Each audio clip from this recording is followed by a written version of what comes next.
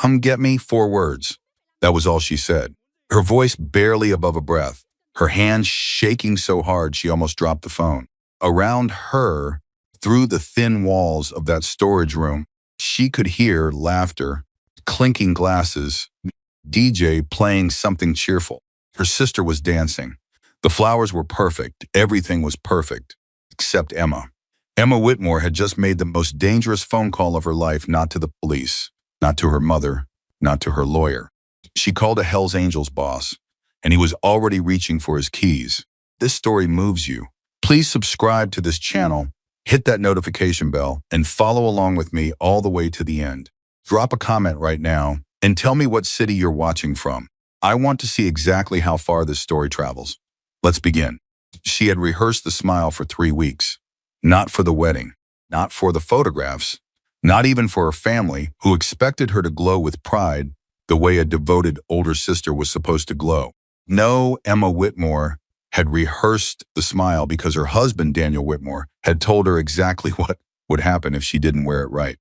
"You embarrass me in front of my colleagues," he had said the previous Thursday, standing too close to her in the kitchen, voice quiet and measured in the way that always scared her more than shouting. "You will regret every single second of it. Do you understand me, Emma?" She had nodded. She had said yes. She had told him she understood. She did understand. That was the unbearable part. She understood Daniel Whitmore completely. She understood that the man standing in that kitchen, straightening his cufflinks, was the same man who had charmed her family 5 years ago at a charity gala in Newport Beach, California. He had been 34 then, broad-shouldered and confident, with a laugh that made every person in the room feel like they were in on a private joke. Emma's mother had pulled her aside within the first hour and whispered, "He's wonderful, sweetheart. He's absolutely wonderful." And Emma, 24 years old, and still believing that the world rewarded goodness with goodness in return, had agreed. She had agreed for a very long time. It was remarkable when she looked back how gradually everything had shifted. How it had happened in increments so small she could barely name them, even now. The first time he criticized the way she laughed too loud, he said, "Too attention-seeking." The first time he questioned where she had been and who she had spoken with. The first time he told her that her friends were bad influences and that the people in his circle were more appropriate for a woman in her position. She had told herself each of those moments was an isolated thing, a rough night, stress from work, nothing she needed to take seriously. The time she understood what was happening, she had already lost most of the people she might have run to. That was his genius. That was the thing about Daniel Whitmore that nobody on the outside ever saw. He was deliberate, never moved fast enough for anyone to notice. He was a contractor who knew exactly which load-bearing walls to remove and in what order so that the house fell slowly, quietly, and appeared to collapse on its own. Emma had spent 4 years and 11 months watching herself disappear, and she had become very, very good at making it look like she was fine. She stood in front of the mirror in her family's estate that morning, the Whitmore family property in Montecito, where her parents had agreed to host her younger sister Claire's wedding, and she applied her makeup with the precision of a woman who had learned that appearances were armor, foundation, concealer, blush in exactly the right places to suggest warmth she no longer felt. She studied her own reflection and thought, "Not for the first time, you are very good at this. You should be proud of how good you are at this." She was not proud. Outside the window, the wedding preparations were in full swing.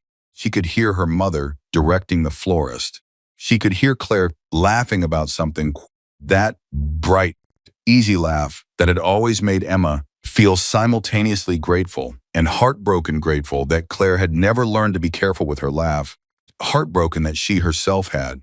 Daniel appeared in the doorway of the bedroom. "You're not ready," he said. "I have 15 minutes. She kept her voice even, steady. She had learned to make her voice completely flat when she spoke to him, to remove every possible note that he could interpret as defiance or challenge. "I'll be ready. The ceremony starts in 45. My father's already downstairs." He brought the Harrington people with him. Emma set down her mascara brush carefully and turned to look at him. "I know, Daniel. I've known for 3 weeks." "Then act like it. He stepped into the room, and even though there were 6 feet of space between them, her body registered his movement the way a small animal registers a shadow passing overhead. Not a flinch, nothing so obvious as that, but a sharpening of attention, stillness. My father is going to ask about the Meridian deal. When he does, you smile, and you say you're very proud of Daniel's work, and you leave the conversation to the adults. Clear? The word adults sat in the air between them for a moment. Clear, Emma said. Good, he smoothed his jacket lapel. You look fine, by the way. Not as polished as you could be, but fine. He left the room. Emma turned back to the mirror and looked at the woman looking back at her. She was 29 years old. She had a master's degree in environmental law from Stanford. She spoke 3 languages. She had been once the kind of woman who argued passionately and laughed too loudly and stayed at the table after everyone else had left to talk with the people she found most interesting. She looked at her reflection for a long moment. Then she picked up her mascara brush and finished what she was doing. The wedding ceremony was, by every objective measure, beautiful. Claire Whitmore, now Claire Hendricks, married a man named James, who had apparently been built in a laboratory specifically to be everything a person could want in a partner. He was kind. He was funny. He cried when he read his vows, and not just a little real tears, the kind that made every woman in attendance reach for a handkerchief and every man in attendance suddenly find his own eyes suspiciously wet. He had looked at Claire like she was the explanation for something he had spent his whole life trying to understand. Emma had watched from her position in the front row and felt something twist so sharply inside her chest that she had to press her thumbnail into her palm to keep her face controlled. She was happy for Claire. She needed to be clear about that, even in the privacy of her own thoughts. She was genuinely, completely happy for her sister. Claire deserved every beautiful thing in that moment. But happiness for someone else, Emma had discovered, could exist at the same time as a grief so enormous and so private that it became its own kind of weight. Grief of recognizing watching 2 people who actually loved each other, how far from that place you had traveled. How long ago you had stopped being able to imagine it for yourself. Daniel stood beside her throughout the ceremony with his hand on the small of her back. Gesture looked affectionate. She knew it was territorial. She could feel the slight increase of pressure whenever she shifted her weight, a wordless correction. Stand still, look appropriate. Perform. She performed. The reception was held in the estate's garden, which Emma's mother had transformed into something that belonged in a magazine. String lights, white roses, long tables with linen runners, string quartet that shifted to a DJ set after the dinner service. 300 guests, the kind of guest list that included senators' wives and venture capital partners and a former ambassador who had known Emma's grandfather. Emma moved through it all the way she had learned to move through every public event with Daniel purposefully, but never too independently. She spoke when spoken to. She laughed at the right moments. She touched Daniel's arm twice in casual gestures that she knew he appreciated because they demonstrated to anyone watching that she was his. It was during the cocktail hour, approximately 90 minutes into the reception, that things began to shift. Daniel had been drinking. Not obviously, Daniel was never obvious, but she knew the signs. The particular looseness in his jaw, the way his charm became slightly more effortful, more deliberate, as if he were applying it manually rather than deploying it naturally. He was in a corner with his father, Parrington, 2 other men Emma recognized as business associates. She could tell from the set of his shoulders that the conversation was not going well. She had learned over 5 years to track that specific energy from across a crowded room. It was a survival skill. When Daniel's conversations did not go well, the cost eventually transferred somewhere. She knew it would transfer to her. She told herself to stay visible, stay calm, stay in groups. She found her mother and stood with her for a while, listening to a conversation about the florist, listening to a conversation about the centerpieces, keeping her peripheral attention on Daniel the entire time. Then Claire appeared. Her sister grabbed her hand and pulled her slightly aside, her veil tilted from dancing, her cheeks flushed. Em, I need you for 5 minutes. Come on, Claire, I really should. 5 minutes. You're my maid of honor, and I haven't barely talked to you all day. Come on. And Emma, for just those 5 minutes, let herself be pulled. let herself be pulled into the warm orbit of her sister's happiness, standing with her behind the main tent where the catering staff was setting up the dessert station, listening to Claire talk about how James had whispered something in her ear during the first dance that made her cry, and she was absolutely not going to tell anyone what it was yet, but maybe later. Emma laughed, a real laugh, the kind she almost never produced anymore. Small and startled and real. There she is, Claire said quietly, looking at her. There's my sister. Emma looked at her. I'm right here. Claire held her gaze for a moment, and something moved through her sister's expression, a shadow of something older and more searching than the joy of a wedding day. Are you really? The question hung between them. Claire, you can tell me, you know. Claire lowered her voice. Whatever it is, whatever's happening, you can tell me. Emma felt the ground shift under her feet in a way that had nothing to do with the heels she was wearing. She felt the thing she always felt when someone got close to the real question, a bolt of something between terror and longing, so powerful it physically hurt. Tell her. The thought moved through her like a current. Tell her, this is your sister. Tell her, minus a hand landed on Emma's shoulder. There you are. Daniel's voice was pleasant, hearty pleasant. I've been looking for you. He stepped between them with a smile that Claire received as warmth and Emma received as a door closing. Sorry to steal her, Claire. Congratulations again, you look absolutely stunning. He turned the smile on Emma. The Harrington partners want to say hello. You know how Bradley gets when he thinks he's being neglected. Emma looked at her sister. Claire was looking at Daniel with the expression most people wore when they looked at Daniel, that particular softening that his charm produced. Then she glanced back at Emma, and for just a fraction of a second, Emma saw something flicker in her sister's eyes that she couldn't quite read. Of course, Claire said. We were just finishing up. Daniel guided Emma back toward the main reception with his hand at her elbow.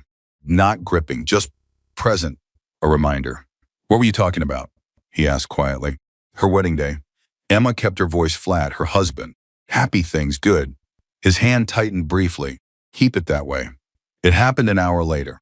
Guests had moved inside as the evening temperature dropped, and the estate's formal sitting room had been opened to accommodate the overflow.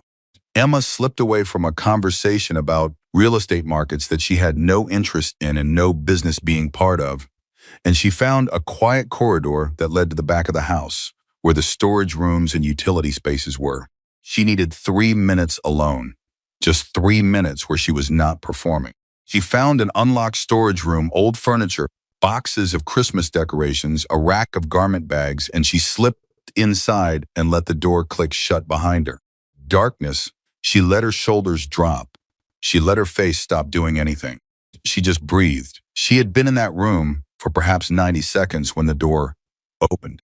Daniel filled the door frame. He had found her in less than 2 minutes. He always found her. What are you doing? He asked. I needed air. You needed air. He stepped inside and pulled the door closed behind him. We have 300 guests outside. My father's partnership contact is asking questions about why my wife keeps disappearing, and you needed air. Daniel, you were talking to Claire. His voice dropped. I could see it in her face when I walked over. What did you say to her? Nothing. I told you. Don't. The word was very quiet and very final. Don't lie to me tonight. I am in a very difficult position right now, Emma, and I need you to be what I need you to be. That is all. That is the only thing I am asking you to do. I didn't say anything to her. You were about to. He stepped closer. I could see it. I always see it. You forget that. A pause. What exactly were you planning to say? Emma's heart was hammering against her ribs with the force of something trying to break out. Her hands were cold. Her mouth was dry. She had been in this room, not this specific room, but this room in all its variations, this conversation in all its versions, so many times that her body knew the geography of it the way it knew the geography of a recurring nightmare. I wasn't planning anything, she said. It was a conversation between sisters on her wedding day. That is all it was. Good, he was very close now. Then we agree. Because I would hate for today to be memorable for the wrong reasons. The way he said memorable. The way he let that word sit in the air between them. Emma had heard that word in that tone in hospital, waiting rooms, and lonely parking lots, and locked bedrooms for 4 years and 11 months. Something happened inside her in that moment, something she couldn't have predicted and couldn't have explained. Something that had been building for a very long time, in the way that nothing happens all at once, that earthquakes begin as pressure in places nobody can see. The moment of rupture is never the beginning, but only the place where the beginning finally runs out of room. She thought of Claire's face. There's my sister. She thought of what it would look like 20 years to look back at today and know that she had been standing in a storage room while her sister danced.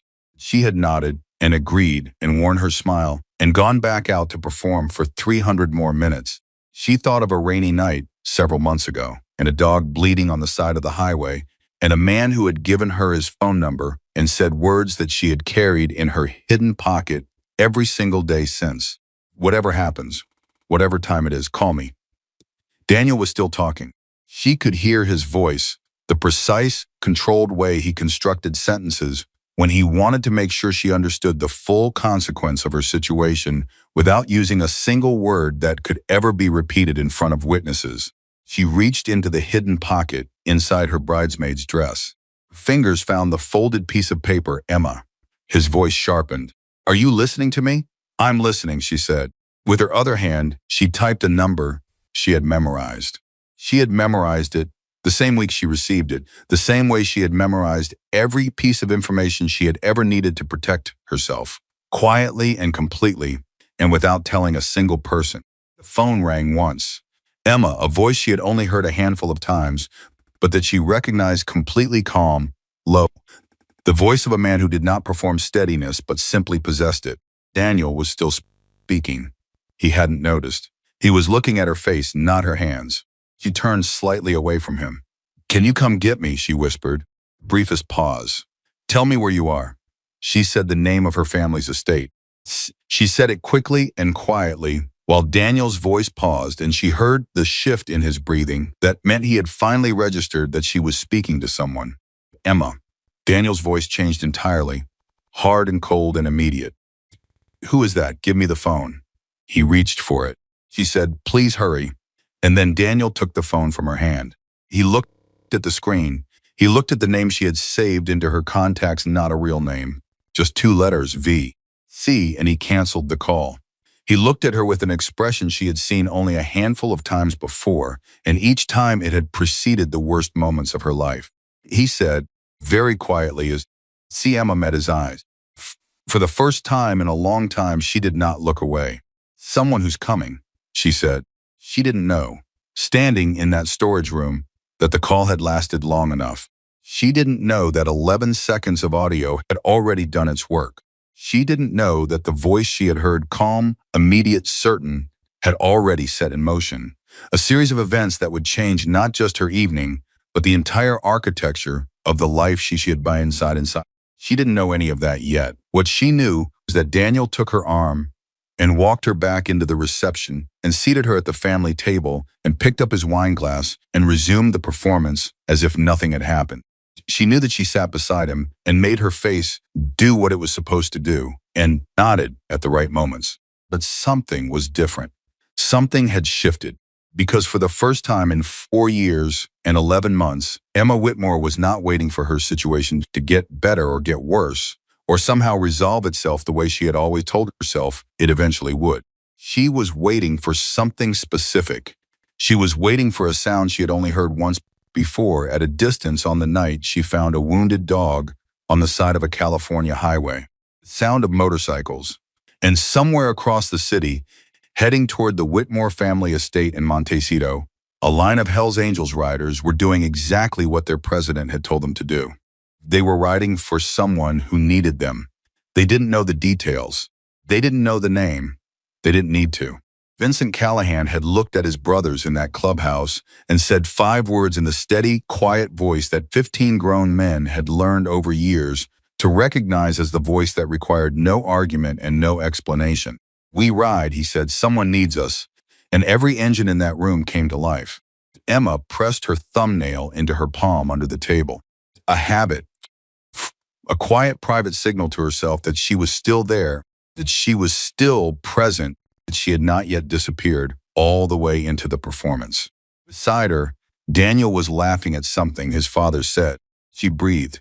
She waited. She was still there. The table was set for 30, and Emma was sitting at it like a woman already buried. She could feel Daniel's elbow touching hers, not pressing, not gripping. Just present the way he was always just present. That permanent gravitational nearness that let her know at every moment exactly where he was and exactly what she was permitted to do. She picked up her water glass. She set it back down. She smiled at something Claire's new mother-in-law said from across the table, a comment about the floral arrangements, and the smile felt like lifting something heavy with her face.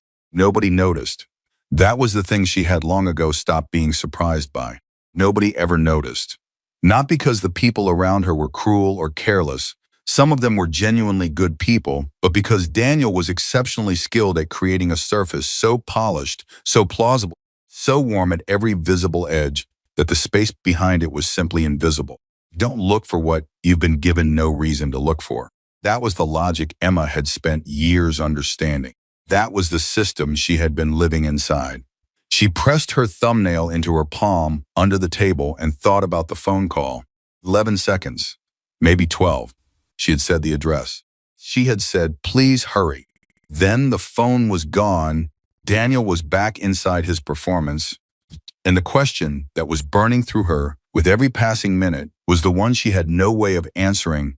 Been enough? Call connected long enough? Had the voice on the other end caught all of it? She didn't know. What she knew was that Vincent Callahan had answered on the first ring. She knew what that meant, even if she hadn't fully understood it when it happened. She had replayed that moment so many times in the past 4 years, the night she had found his dog, the animal clinic, the conversation that followed, that she had worn the memory smooth, the way you wear smooth a stone you carry in your pocket. She could not have explained, to anyone who asked, why she had saved his number, why she had transferred it from slip of paper to memory to a new phone when Daniel made her replace her old one, why she had kept it in the hidden pocket of this dress, specifically when she had chosen the pocket the week prior while packing for the wedding. She would have said, if someone pressed her, that she simply felt safer knowing it was there. The way you feel safer knowing where the fire exits are in a building you hope never catches fire. Truth, the thing underneath that truth that she had not yet found the language for, was something more complicated. Something she had learned on a rainy night on a California highway when she was alone and frightened, and the animal in front of her had looked at her with eyes that asked nothing except, "Please don't leave." She had not left. She had stayed and called the clinic and used money she had hidden from Daniel, and she had stayed until she knew the dog was going to be all right. Afterwards, sitting in the waiting area of that small veterinary clinic at 11:30 at night, she had felt for the first time she could not remember how long like herself. Like the person she had been before she disappeared. She had not expected anyone to come. And then Vincent Callahan had walked through the door. She had known his name before she met him. It was the kind of name that existed in the background of communities, the way certain presences exist. You knew roughly what it referred to without ever having dealt with it directly. The Hells Angels chapter that operated in the broader county area was not invisible. They were not hidden. They rode in daylight. They patronized local businesses. They occasionally showed up at charity runs and toy drives and community events in a way that confused people who had rigid ideas about what that particular affiliation was supposed to look like. Emma's husband had strong opinions about them, which meant Emma had heard strong opinions about them for years. The opinions were the kind that came from a particular class of person who had never been in the same room as the thing they were opining about. Daniel used words like criminal element and civic liability, and it says something about a community when those people are allowed to operate openly. Said these things at dinner parties, and Emma nodded along because it was easier and because none of it felt real to her. It was the kind of conversation that existed in a register of life she was not actually living. Then she was standing in a veterinary clinic waiting room at nearly midnight, and the door opened, and Vincent Callahan walked in. He was not what the dinner party conversations had led her to expect. That was her first coherent thought. He was tall, genuinely tall, Not the kind of tall that people described as tall when they meant average, and he moved through the doorway with the particular economy of a person who had learned long ago not to waste energy on anything unnecessary. He wore the cut she recognized from what she'd seen at a distance. Face, the kind of face that had been through things and had arrived on the other side of them without losing its fundamental steadiness. She would have put him at somewhere between 45 and 55, and she later learned she was not wrong. He looked at the front desk and said, "I got a call about a dog. Black lab injured. I think he's mine." The receptionist looked at him, then looked at Emma, then said, "The woman who brought him in is right there." Turned. She stood up.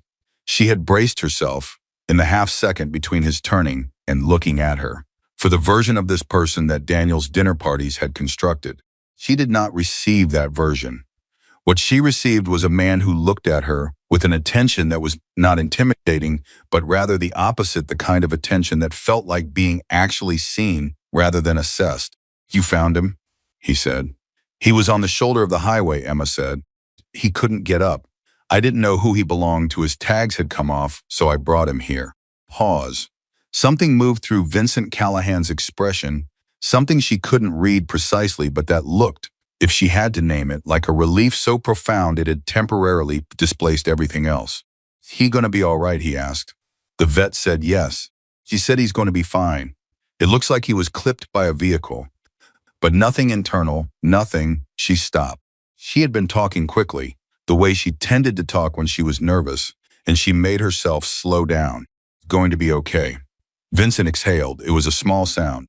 Single breath released after being held. The intimacy of it, the humanness of it, the way it made visible, for just a moment, what the past few hours had cost this man did something to Emma that she was not prepared for. She felt her throat tighten with a sympathy so sudden and clean that it surprised her. "Thank you," he said. He said it simply, without performance, the way people say things when they mean them exactly and have no energy left over for decorating them. "I mean that. Thank you." "I couldn't leave him," Emma said. Then, because it was true, and because she was exhausted, and because something about the moment made honesty feel suddenly very easy, "I couldn't leave him there alone." Vincent looked at her for a moment. Just a moment. Not too long. He was not that kind of person. She would come to understand. Did not hold gazes past the point of comfort or use sustained eye contact as a form of pressure. But in that moment, he looked at her, and she had the unsettling and oddly freeing sensation of being looked at by someone who was seeing not the performance, but the person behind it. "You waited 2 hours," he said. It wasn't a question. The receptionist must have told him. "I wanted to make sure he was stable before I left." He nodded slowly. "Do you want something? Coffee? There's a machine in the—" "I'm fine. Thank you." She picked up her purse. "I should get home." He nodded again. He stepped slightly aside, clearing the path to the door in a gesture that was so instinctively considerate she almost stopped walking. She almost got to the door when he said, "Hey." She turned. He was looking at her with that same direct, undecorated attention. "Pay my debts," he said. "I want you to know that. Whatever you need. If you're ever in a situation where you need someone, it doesn't matter what it is. It doesn't matter what time you call me. All right?" She almost said she wouldn't need it. She almost said, "That's very kind. The way you say things when you're performing normal and reassured and completely fine." Instead, something stopped her. Something made her hold still in the doorway and look back at him and simply say, "Okay." He took a card from his jacket, and then he looked at it, and he took a pen from the front desk, and he wrote a second number on the back. "That one," he said, pointing to the handwritten number, "goes directly to me. No one else." Anytime she took the card. She did not look at it until she was in her car with the door closed, and when she did, she sat there for a long moment in the parking lot reading the number he had written in handwriting that was unexpectedly careful. She thought, "I am never going to need this." She had transferred it to memory within 48 hours. The family table, someone was proposing a toast. Emma raised her glass at the right moment and brought it to her lips without drinking and set it back down. Daniel raised his glass beside her with the easy warmth of a man in his natural element, and she watched him from the side of her vision and thought about the 11 seconds on the phone. She thought, He heard the address. She thought, the question is whether 11 seconds was enough. Then a new thought arrived, one that she had been keeping at a careful distance because engaging with it too directly felt dangerous. The thought was this: even if Vincent came, what then? What would happen? What could happen? 300 guests, powerful family, Daniel's father's connections, the entire superstructure of wealth and influence and reputation that Daniel had been carefully constructing for years to insulate himself from accountability. What was a Hells Angels president going to do against all of that? She didn't have an answer. She was not sure she needed one yet. What she found turning the thought over was something she had not felt in such a long time that she almost didn't recognize it at first. It was small and new, and slightly terrifying in the way that new things are always terrifying when you have spent years in a place where nothing new was permitted. Felt like possibility. The toast ended. Music resumed. Couples moved toward the dance floor, and the pleasant machinery of a wedding reception continued its operation, and Emma sat very still inside it. Daniel leaned toward her, close enough that no one at the table could hear him. "Father wants us on the dance floor," he said. "In about 5 minutes. "All right," she said. And Emma. A pause. "We're going to talk about your little phone call later. Tonight, when we're back in our room." She kept her face completely still. "There's nothing to talk about. Let me decide that." His smile didn't change at all. 5 minutes. Be ready. Pushed back from the table and moved toward his father's group, collecting handshakes and laughter as he went. Emma watched him go with the specific, exhausted clarity of a woman who has been studying a dangerous thing for long enough that she no longer has any illusions about what it is. Tonight, when we're back in our room, she knew what that meant. She had been in that room before. She knew exactly what the shape of later tonight would look like in the particular way that only people who have survived those rooms could know. She felt something harden inside her that had nothing to do with courage. Courage was the wrong word. Courage was the romantic version, and everything to do with a much simpler and more fundamental thing. She was done. Not brave, not suddenly strong, just done. The way a person reaches the end of something, not because they have become greater than it, but simply because they have run out of the capacity to continue carrying it. She was 29 years old, and she had nothing left to give to the performance. She had pressed her thumbnail into her palm for the last time. She thought about Vincent Callahan's voice on the phone. "Tell me where you are. No hesitation, no clarifying questions. No, let me understand the situation. Are you sure about this? Or maybe we should think it through. Just tell me where you are." The simple, immediate orientation of a person who has already decided that when someone asks for help, the correct response is to help them. She thought about the dog on the side of the highway. She thought about herself at 11:30 at night, sitting in a veterinary waiting room because she could not leave something alone that was hurting. She thought about Vincent looking at her and saying, "I couldn't leave him there alone." No, that was what she had said. But his expression in that moment had looked like recognition. The music shifted to something slower, and Daniel reappeared at her elbow. "Time," he said. She stood. She let him take her hand and lead her toward the dance floor. She moved with him in the precise, mechanical way that she had perfected. Over his shoulder, she watched the entrance of the estate's main hall with a steadiness that she held carefully, like something fragile and essential. Nothing yet. Daniel's hand was at her back. He was speaking close to her ear, not the threatening voice, not now, not in front of everyone, the charming voice, the party voice, the voice that had convinced her at a charity gala 5 years ago that she had found something real. "You're doing beautifully," he murmured. She said nothing. A little more warmth would help. "Bradley's wife keeps looking over here." She tilted her face toward his and produced the expression. "Perfect," he said. And over his shoulder, through the glass doors at the far end of the hall, she thought she was almost certain that she heard something. Very distant, barely there. The kind of sound that in a different context, on a different night, she might have dismissed entirely. Low rolling vibration and engine. Then two.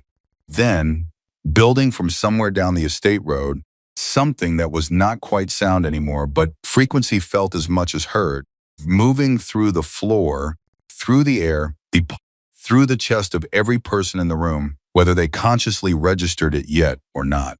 Daniel felt it too. She could tell because his hand at her back went briefly, involuntarily still. "What is that?" he said. Emma looked over his shoulder at the glass doors. She said, very quietly, with the first completely natural smile she had produced all day, "Someone I called." Daniel went absolutely rigid. The music continued. Guests continued. The sound was growing, unmistakably, undeniably, possibly growing, and heads were beginning to turn toward the windows and the doors.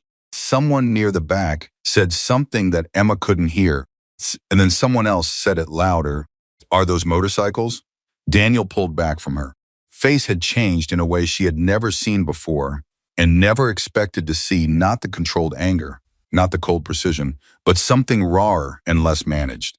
Something that looked, beneath the surface of it, like the beginning of fear. "Emma," he said. She held his eyes. She did not press her thumbnail into her palm.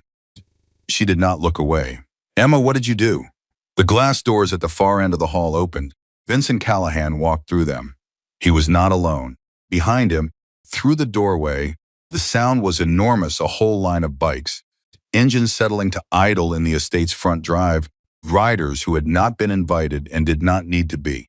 Vincent himself walked through those doors, without rushing, without aggression, without any of the theater that the room had unconsciously braced itself for. He walked the way he always walked, with the economy of a man who had learned long ago that real authority didn't need to perform itself. Scanned the room, found Emma. He crossed to her with the directness of someone moving through a space that is simply in between him and where he needs to be.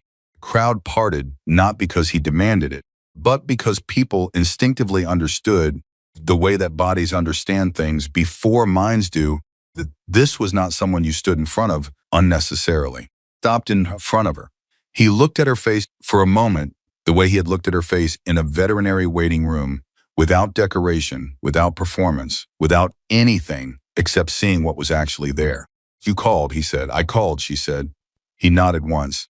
Then he looked at Daniel Whitmore, and his expression did not change at all. But Daniel took a half step backward and then appeared to become very aware that he had taken a half step backward and stopped. "This is a private family event," Daniel said. His voice was doing the thing it did when he was exerting control, measured, authoritative, calibrated to remind the room who had social standing here. "You need to leave." Vincent looked at him for a moment. Then he looked back at Emma. "Do you want to leave?" he asked her. The room was very quiet now. The music had stopped. Emma wasn't sure exactly when, but it had. 300 people were watching. She could feel it. Her mother, her sister, Daniel's father, the Harrington partners, all of them watching. This was the moment. She understood that completely. This was the moment that everything before had been moving toward and everything after would move away from.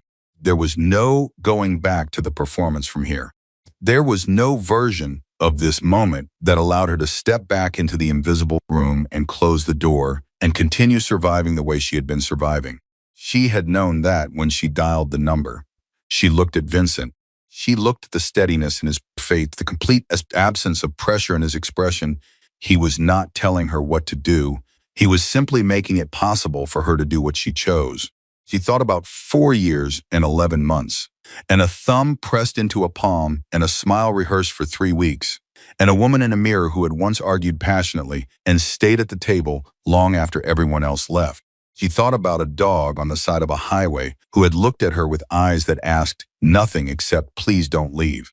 She looked at Vincent Callahan and she said yes. And then she looked at her sister. Claire was standing at the edge of the dance floor in her wedding dress, and her face, the face Emma had been watching and protecting and performing for all day, was doing something unexpected. Claire was not confused. Claire was not frightened. Claire was looking at Emma with an expression that looked, more than anything else, like relief. Like she had been holding her breath for longer than one day and had finally been given permission to let it go. Claire said, from across the room, her voice thick, "Go." Emma Whitmore picked up nothing. She took nothing with her except the person she had been before she disappeared and had been quietly carrying inside her survival the entire time, waiting. She walked out of the hall with Vincent Callahan beside her and the sound of every engine outside rising to meet her like something that had been waiting a long time to be called. Daniel's voice came from behind her. Emma. Emma, if you walk out of here. She did not stop. She did not look back. She walked through the glass doors and out into the night. The air hit her face. The sound of the motorcycles was everywhere.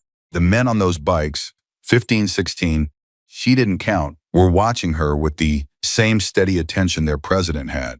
Not threatening, not performing, just present. Present in the particular way of people who have been told that someone needed protecting and have arrived to do exactly that.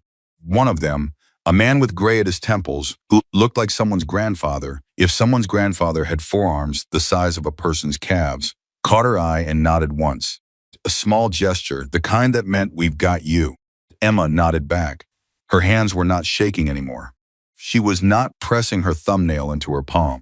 She stood in the night air of the Montecito estate where she had grown up, where she had learned to swim and argue and stay at the table. She breathed in the cold and the darkness and the smell of engine oil and night-blooming jasmine. She was, for the first time in 4 years and 11 months, simply and completely and irreversibly herself. Behind her, through the glass doors, she could hear Daniel's voice rising. She could hear other voices responding to it. She could hear the particular sound of a carefully constructed story beginning to encounter the resistance of a room full of witnesses who were no longer entirely sure what they were witnessing. And underneath all of it, steady and patient and real, she could hear something else. Something that had started 6 months ago on a rainy highway, and a wounded animal, and a man who had said, "I pay my debts." Something that had started long before that, the part of Emma Whitmore that had refused, through everything, had to completely extinguish the knowledge of who she actually was. The engines idled. The night was cold and clear, and Emma, for the first time and longer than she could calculate, was not waiting for anything at all. Daniel Whitmore had never, in his entire adult life, lost control of a room. That was the thing people did not understand about men like Daniel, the thing that made them so effective and so invisible for so long. It wasn't cruelty that sustained them. Cruelty was blunt, detectable, easy to name. Sustained men like Daniel was control. The meticulous, patient, architectural management of every room they entered, every conversation they touched, every narrative that came within reach of their influence. Daniel had been building rooms for 15 years. He had built the room of his marriage. He had built the room of his professional reputation. He had built the room of his family's social standing. Brick by careful brick, he had learned which walls to reinforce and which doors to lock, and exactly how much light to let in so that everything inside looked warm and legitimate and completely, unassailably real. Never lost a room. But the room he was standing in, now his mother-in-law's formal reception hall, 300 guests, white rose string lights going slightly blurry in his peripheral vision, this room was no longer his. He could feel it happening. That was the worst part, the part he would replay later in the sleepless stretches of the nights that followed. He could feel the precise moment it began to slip. It was the sound of the motorcycles outside. Not the sight, not yet. Just the sound, building from nothing into something unavoidable. The way that sound moved through the room's attention. The way a frequency moves through water, invisibly at first, then all at once. He had looked at Emma's face when the sound started. He had expected to find fear there. Fear was the reliable thing. Fear was the thing he had learned to depend on, to calibrate his behavior against, to use as confirmation that the system was still operating correctly. 5 years of very precise and very patient work, and the instrument he had relied on most consistently was Emma's fear. Face had not been afraid. It had been the face of a woman who had been waiting. That was when Daniel Whitmore felt, for the first time, the specific sensation of standing on ground that was no longer solid. It was not dramatic.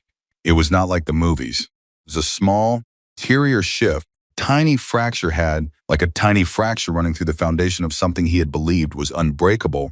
Terrifying thing about it was not the fracture itself, but the sudden, vertiginous understanding that the fracture had been there for longer than he knew.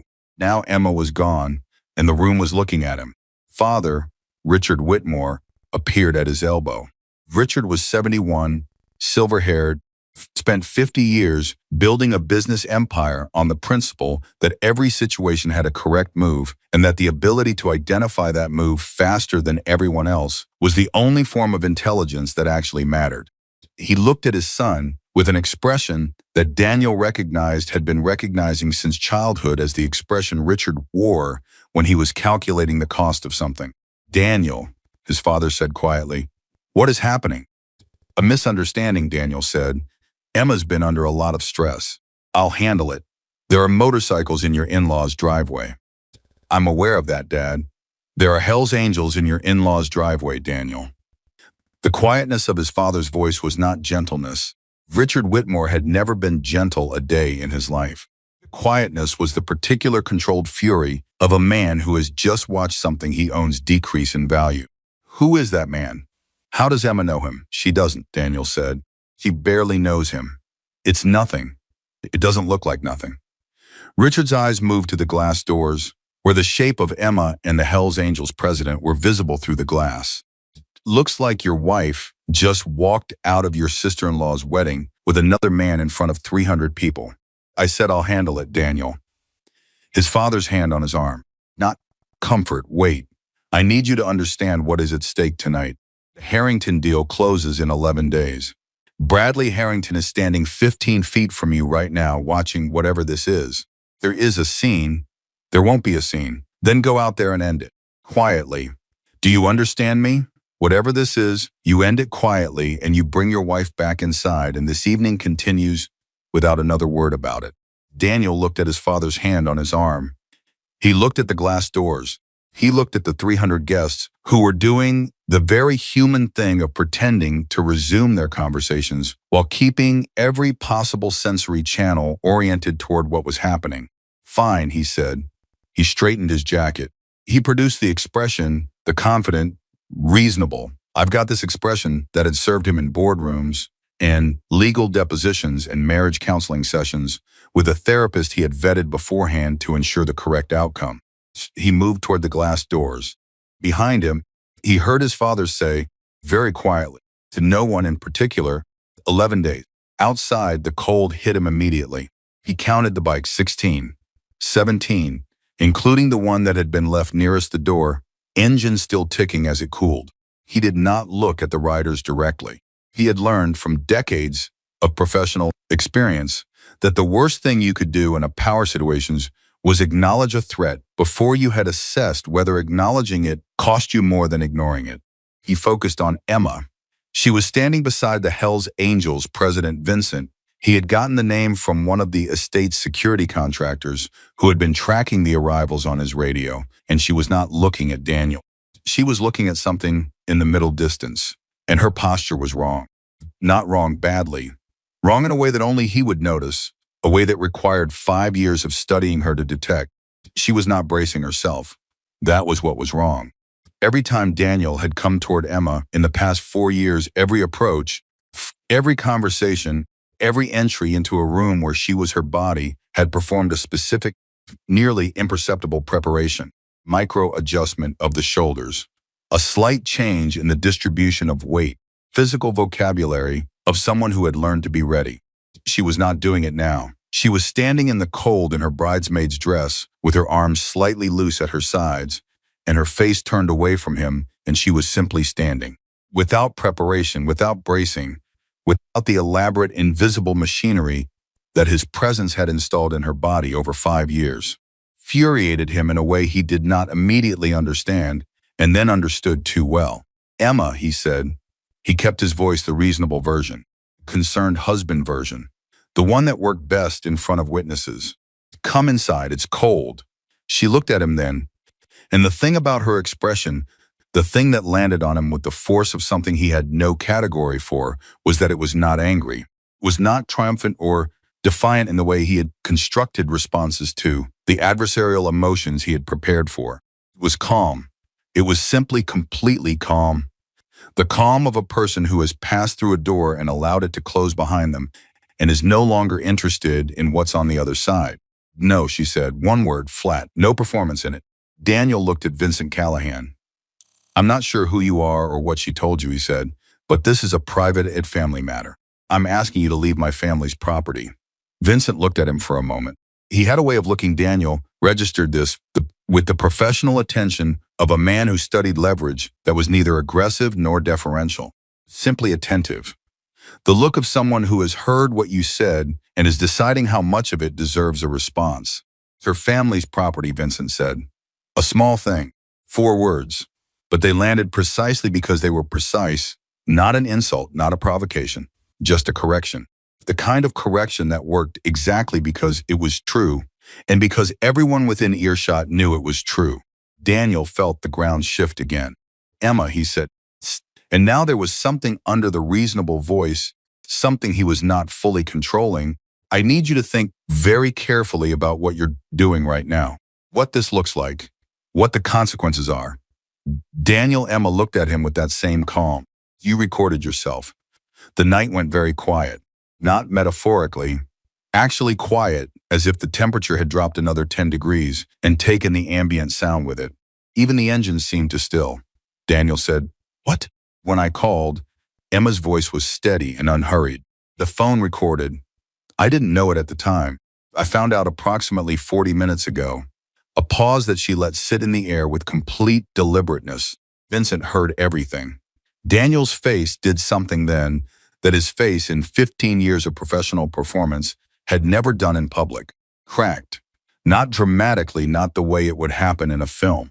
Just a small, terrible fracturing at the edges of the composure, visible for perhaps 3 seconds before he brought it back under control. 3 seconds was enough. 3 seconds. In front of 17 Hells Angels and the estate's security contractors and the 4 or 5 guests who had drifted toward the glass doors or pressing close enough to see was entirely enough. "That's not," he started. "I'm not going to debate it with you," Emma said. "Just telling you." Vincent had not moved, had not said a word, simply stood in his position beside Emma with the specific stillness of a man who understood that the most powerful thing he could do in this moment was absolutely nothing. Daniel looked at Vincent. "Whatever you think you heard." "I know what I heard," Vincent said. 3 more words. Same tone. Same complete absence of performance. Daniel looked from Vincent to Emma and back. Behind the composure he was very rapidly rebuilding, there was, she could see it, she had always been able to read it. She'd spent 5 years learning to read it as a survival mechanism, a furious recalculation taking place. He was not done. He was not by any means ready to concede anything to anyone. He was regrouping. He was finding the next position. "You need to understand," Daniel said. Now his voice had shifted to the one he used in depositions, measured, almost sorrowful, deeply reasonable, in the particular way that made people who didn't know him feel that they were speaking with the only adult in the room, "that my wife has been dealing with serious emotional difficulties for some time. I have been supporting her through this. This is not what you're seeing here, is not what it appears to be. Emma has constructed a narrative, Daniel," Emma said. He stopped. "The phone recorded," she said again. "Everything you said in that storage room. Every word." His jaw tightened. "You can't use that."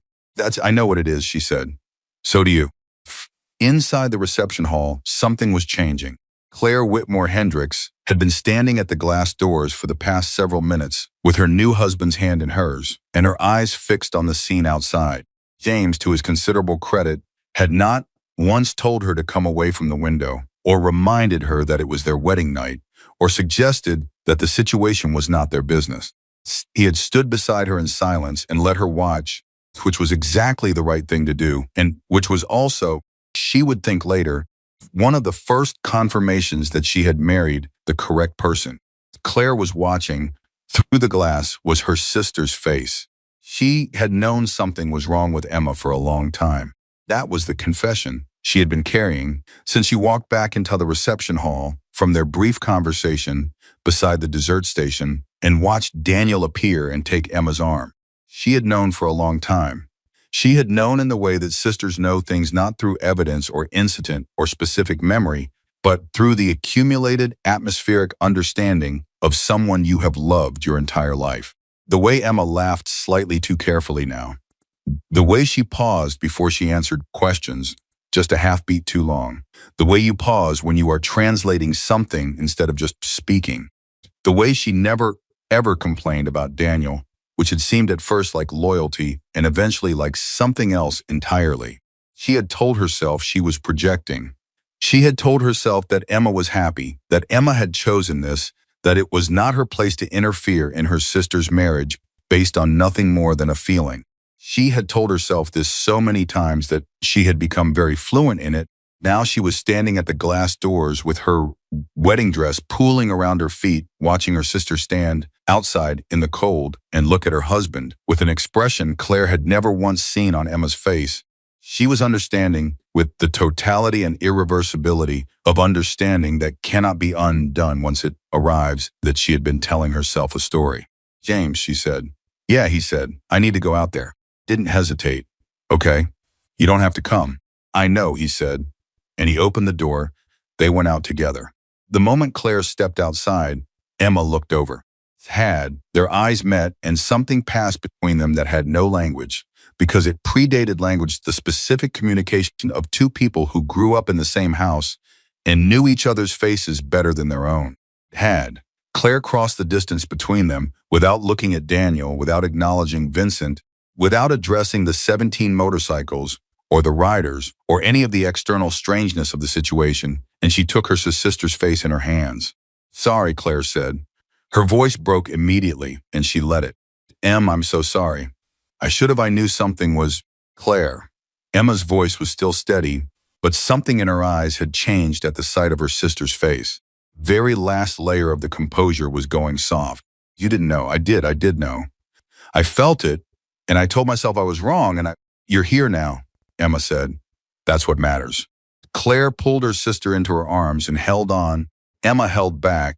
The two of them stood there in the cold with the engines. And the night around them, the sound Claire made was not graceful or controlled. It was the ugly, wrenching sound of a person releasing a grief they have been storing in the wrong place for years. And Emma, in her sister's arms, finally let her face do exactly what it needed to do. Nobody spoke, not Vincent, not James, not the writers. Some things needed their space. It was Richard Whitmore who broke it. He had come through the glass doors with the purposeful, measured stride of a man who has spent a lifetime walking into difficult rooms and reconfiguring them to his advantage. Behind him, Bradley Harrington, the partner, Deal, the 11 days, and Harrington's wife followed at a careful distance, the way powerful people follow other powerful people into uncertain situations, close enough to observe and far enough to maintain deniability. This, Richard Whitmore said, driving in the space between his son and the cluster of women, is a family matter. I am going to ask everyone who is not family to please step aside and allow us to... Dad Daniel's voice was tight. A warning. What I am saying. Richard continued, directing himself toward Vincent with the confident authority of a man addressing someone he has categorized and dismissed simultaneously. Is that whatever my daughter-in-law has told you, whatever story she has constructed, my family is more than capable of resolving its internal matters internally. Do not need Richard. It was Emma's mother, Patricia Whitmore, who had come to the doors without anyone noticing.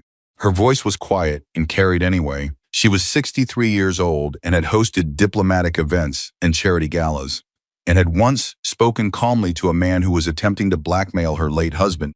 She had a quality that her daughters had both inherited in different measures, a stillness that could in the right moment stop a room. Richard looked at her. "Step back," Patricia said. "Patricia, You are not handling anything." Patricia moved to stand beside her daughters.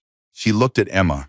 She looked at her face, really looked, with the eyes of a mother who was finally allowing herself to see the things she had been circling for longer than she wanted to admit. Emma. Her voice changed completely on her daughter's name. Authority dissolved into something much older and much simpler. "Baby, what has he done?" Emma opened her mouth, and Daniel said nothing. "She's confused. Don't!" Patricia said it without looking at him. She did not raise her voice. She simply said the word with a finality that ended his sentence as completely as a door closing. Then she looked at Vincent Callahan. "You're the one," she called. "Yes, ma'am," Vincent said. Patricia studied him for a moment. with the careful attention of a woman deciding something. Then she said, "Thank you for coming." Something moved across Vincent's face, brief and genuine. "She saved my dog," he said simply. Patricia nodded, as if that explanation satisfied something she had needed to understand. Then she turned back to her son-in-law. For the first time in 5 years of holiday dinners and birthday celebrations and polite, careful, deliberately uncomplicated family interactions, Patricia Whitmore looked at Daniel with no performance whatsoever. "Think," she said, "that you need to leave." The word moved through the assembled guests, who had drifted close enough to hear like a stone dropped into still water. Concentric rings of silence. Daniel straightened. He was still in there, the constructed self, the composed professional, the man who had never lost a room. He was reaching for it. "Patricia," he said, and his voice was almost steady. "I understand that you're upset. I understand I know what this looks like. But there is a great deal about Emma's situation that you don't know, and I would strongly encourage everyone here to allow us to have a private adult conversation before anyone makes any decisions they can't take back." He looked at the guests. He looked at Harrington. He was doing it even now. Even here, he was doing the thing he had always done, trying to shift the weight of the room back in his direction to make himself the reasonable center of gravity. "Emma's been struggling," he said, "mentally. She's been in a very difficult place, and I have been trying to support her and get her the help she needs. And what you're seeing tonight it's a crisis. It's not what it looks like. It's a crisis. And the kindest thing anyone can do right now is let me take her home, and that's not going to happen," Vincent said. Daniel turned to look at him. Vincent's expression had not changed. It was exactly what it had been for the past 20 minutes, attentive, steady, completely without performance. "She's not going anywhere with you tonight. You have no legal authority to." "I'm not claiming any." Vincent looked at him with the patient attention of a man who has been in enough actual dangerous situations that a man in a nice suit invoking legal authority registers as approximately nothing.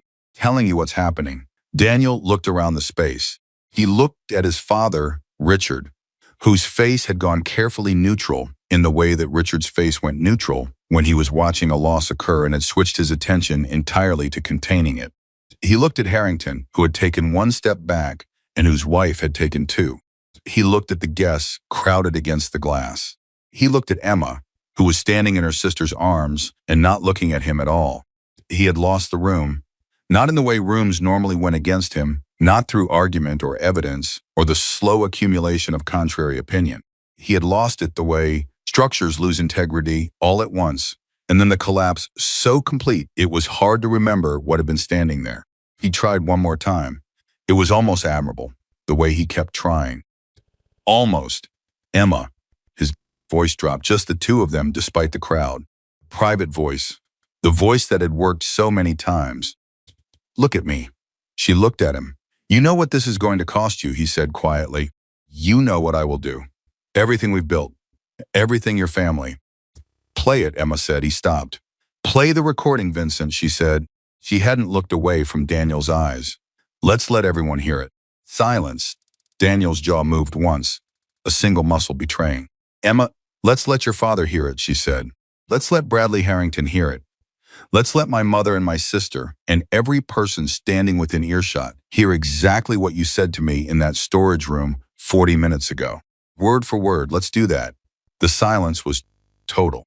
300 people, or the significant portion of them who had migrated toward the glass doors and the cold night air, were perfectly, absolutely still. Vincent reached into his jacket. Daniel said, "Wait, just that, just wait." The single, terminal word of a man who has run out of room. Vincent paused. Daniel looked at his father. Father was looking back at him with an expression that contained a lifetime's worth of communication, compressed into 2 seconds, the communication of a man who had built something and was watching his son stand at the edge of destroying it and was deciding in real time how much of it he was still willing to save. Richard Whitmore looked away. It was in the end the smallest possible gesture. He simply looked away from his son toward the dark tree line at the edge of the property, and in doing so communicate everything that needed to be communicated. Daniel was alone. He was standing in the driveway of his in-laws' estate in his good suit with his expensive watch and his 15 years of carefully constructed architecture, and the architecture had come down around him, and there was no one standing in it with him. Father was looking at trees. His business partners were stepping back. Wife was in her sister's arms. And a Hells Angels president was standing 12 feet away, holding a phone with 11 seconds of audio on it, and everyone present understood in the wordless, atmospheric way that crowds understand things that the audio was the least of it.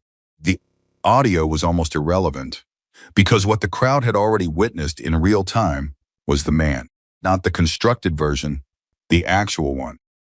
Standing in the cold, trying to talk his way out of a room he had already lost, voice dropping to a register of private threat, even now, even here, even in front of all of these witnesses. They had seen him. That was what he had spent 15 years preventing. They had simply seen him, Emma, he said. One more time, his voice had finally lost its instrument. It was flat and depleted. In it, she could hear, stripped of all the architecture, what underneath. Not remorse, not love. Just the exhausted, furious, disoriented sound of a person encountering for the first time the absolute limit of their control. Don't do this. Emma looked at her husband for a long time. She thought about the mirror this morning, the rehearsed smile, the thumbnail pressed into the palm. 4 years and 11 months. She thought about the woman she had been at 24, while passionate and loud, and convinced that the world rewarded goodness with goodness. She thought about what it had taken to survive losing her, and what it had cost, and what she had pressed down and covered over and learned to call by other names. She thought about a dog on a highway, looking at her. She thought about, please don't leave. She had not left. She was still here. Goodbye, Daniel, she said. She turned away. She did not press her thumbnail into her palm. She moved back toward her mother and her sister and the glass doors of her family's home. And behind her she heard Daniel's breathing and the engines in the night and the specific, irreversible quiet of a story that has finally found its ending. She did not look back. She was done looking back. The house was quiet in a way that big houses get quiet after something enormous has passed through them. Caterers were still moving. The bartenders were still behind their stations. String lights were still doing what string lights do. The guests, 300 people who had arrived that evening expecting champagne and dancing, and the pleasant, contained emotion of someone else's happy occasion, had rearranged themselves into the particular configuration of people who have collectively witnessed something they did not anticipate and are now processing it in real time. Clusters near the bar, clusters near the doors, people speaking in voices lower than the occasion required, the specific murmur of 300 minds running the same footage back and trying to reconcile what they'd seen with what they thought they knew. Daniel Whitmore's name was in every cluster. Ma heard fragments of it as her mother guided her through the back corridor toward the private sitting room that the family had always used for real conversations, the ones that didn't happen at dinner tables or in front of guests. She heard his name the way you hear a familiar sound from a distance, recognizable, but no longer something you need to respond to. She heard it, and she kept walking. Patricia had her arm around Emma's shoulders, not the performative arm of a mother managing optics. The real one, the weight and warmth of a woman who had arrived, finally, at the truth of her daughter's life and was staying as close as possible to compensate for every inch of distance that truth represented. Claire walked on Emma's other side. James, 3 steps behind, had understood without being told that this was not his space to occupy, but that his presence nearby mattered, and he moved accordingly. Emma was beginning to understand, an exceptionally perceptive person. They reached the sitting room. Patricia closed the door. For a moment, none of them spoke. The 3 Whitmore women stood in the room where Patricia had told her daughters about their father's death, where Emma had announced her engagement, where Claire had once cried for 4 hours about a boy who turned out to be completely irrelevant to the actual shape of her life. And the room received them the way rooms receive the people who have deposited enough truth in them over the years. Then Claire said, "How long?" Emma sat down. She pressed her hands flat on her knees and looked at the wall, not because there was anything on it, but because a fixed point helped. Almost 5 years, she said. She heard her sister's intake of breath. She heard her mother go very still. Claire's voice. Careful and raw simultaneously. What did he, how bad was? Claire, Patricia's voice, quiet but firm. No, Mom, I need to know. She'll tell us what she needs to tell us, Patricia said, when she's ready to tell it. Right now she needs to sit. Emma looked up at her mother. Patricia Whitmore was a composed woman, had been, for as long as Emma could remember, the person in any room who maintained the most structural integrity under pressure. But her eyes right now were doing something Emma had only seen them do twice before in her life. They were the eyes of a mother confronting the specific, shattering knowledge that her child had been suffering, and she had not known the grief of not knowing, the question, the unbearable, recursive question of whether she should have. I hid it, Emma said. She said it directly because she needed her mother to hear it directly. I was very good at hiding it. You couldn't have seen what wasn't visible. Tricia's jaw moved. She sat down beside Emma and took both of her daughter's hands in hers and held them in the firm, anchoring way she had held them when Emma was 7 years old and terrified of thunderstorms. I should have looked harder, she said. Emma did not tell her she was wrong. She also did not agree. She simply held her mother's hands and let the statement rest between them like something that would require a lot more time and a lot more conversation to fully examine. And for now, that was enough. What happens now? Claire asked. Emma exhaled. Now there's a recording, she said. Witnesses and Vincent. The name settled in the room. Claire looked at her. Tell me about him. Emma had not told the full story of that night to anyone.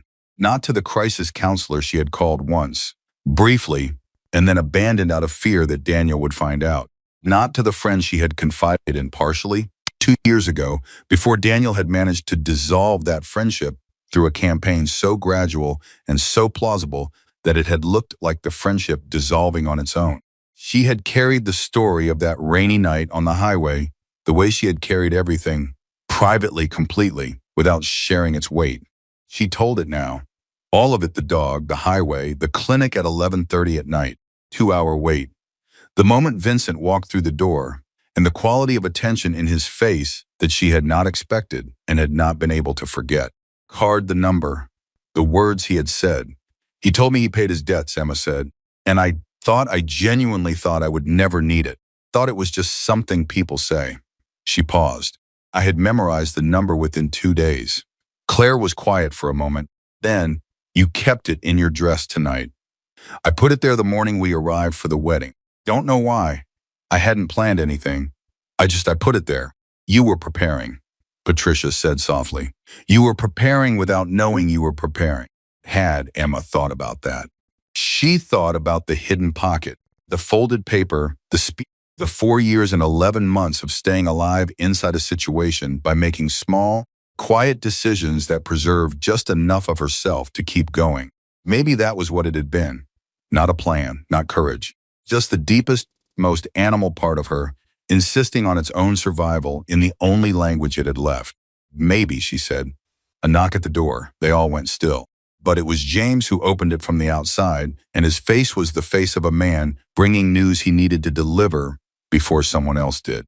Sorry to interrupt, he said. I think you need to know the police are here. 2 officers had arrived at the estate's front entrance, responding to a noise complaint from a neighbor a quarter-mile down the road who had heard the motorcycles and made a call. This happened. This was the kind of neighborhood where motorcycles past 9 p.m. generated phone calls, and the officers who arrived were doing their job and nothing more a routine check that had the potential to become significantly more complicated, depending on how the next several minutes went. What they had not expected was Vincent Callahan meeting them at the front drive before they had cleared their vehicle. Vincent had spent enough years interacting with law enforcement in enough different contexts to have developed over time a very precise understanding of what those interactions required. Not deference, he had never been a person who confused cooperation with submission, but accuracy, clarity, the willingness to present exactly what was real without embellishment or deflection, because embellishment and deflection were what turned manageable situations into unmanageable ones. Vincent Callahan had not maintained a chapter in this county for 15 years by creating situations he couldn't manage. Officers, he said. He used their names from their badges, a small thing, but the kind of small thing that registered. Vincent Callahan. I know why you're here. Happy to walk you through what's happened tonight. The older of the two officers, a man named Reyes, who had a decade on his partner, and the particular watchful patience of someone who had been surprised enough times to stop assuming he knew what he was walking into, looked at the line of bikes and then at Vincent. Mr. Callahan, Reyes said, you want to explain the bikes first? Sure, Vincent said. Someone called me for help. I came. My people came with me. Nobody has been inside the property without an invitation. Nobody's been touched. Nothing's been damaged. You're welcome to verify that with the homeowner. Reyes studied him. Who called you? Emma Whitmore, the homeowner's daughter. And what kind of help did she need? Vincent looked at him steadily, the kind she couldn't get from the people she was already with. Reyes processed this. His partner, younger and slightly more tightly wound, his hand near his belt in the automatic, nervous way of someone who had arrived expecting a different kind of confrontation and was recalibrating.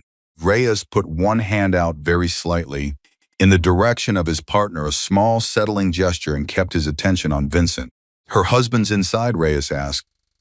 Last time I checked, she's inside with her mother and sister. She's fine. She's safe. Another assessment. Reyes was good at this, the particular skill of reading situations that didn't conform to the categories on the report form. He was reading the line of riders behind Vincent, none of whom had moved, none of whom were performing either aggression or innocence, just sitting or standing with the patient, settled energy of people who had done what they came to do and were prepared to wait as long as necessary.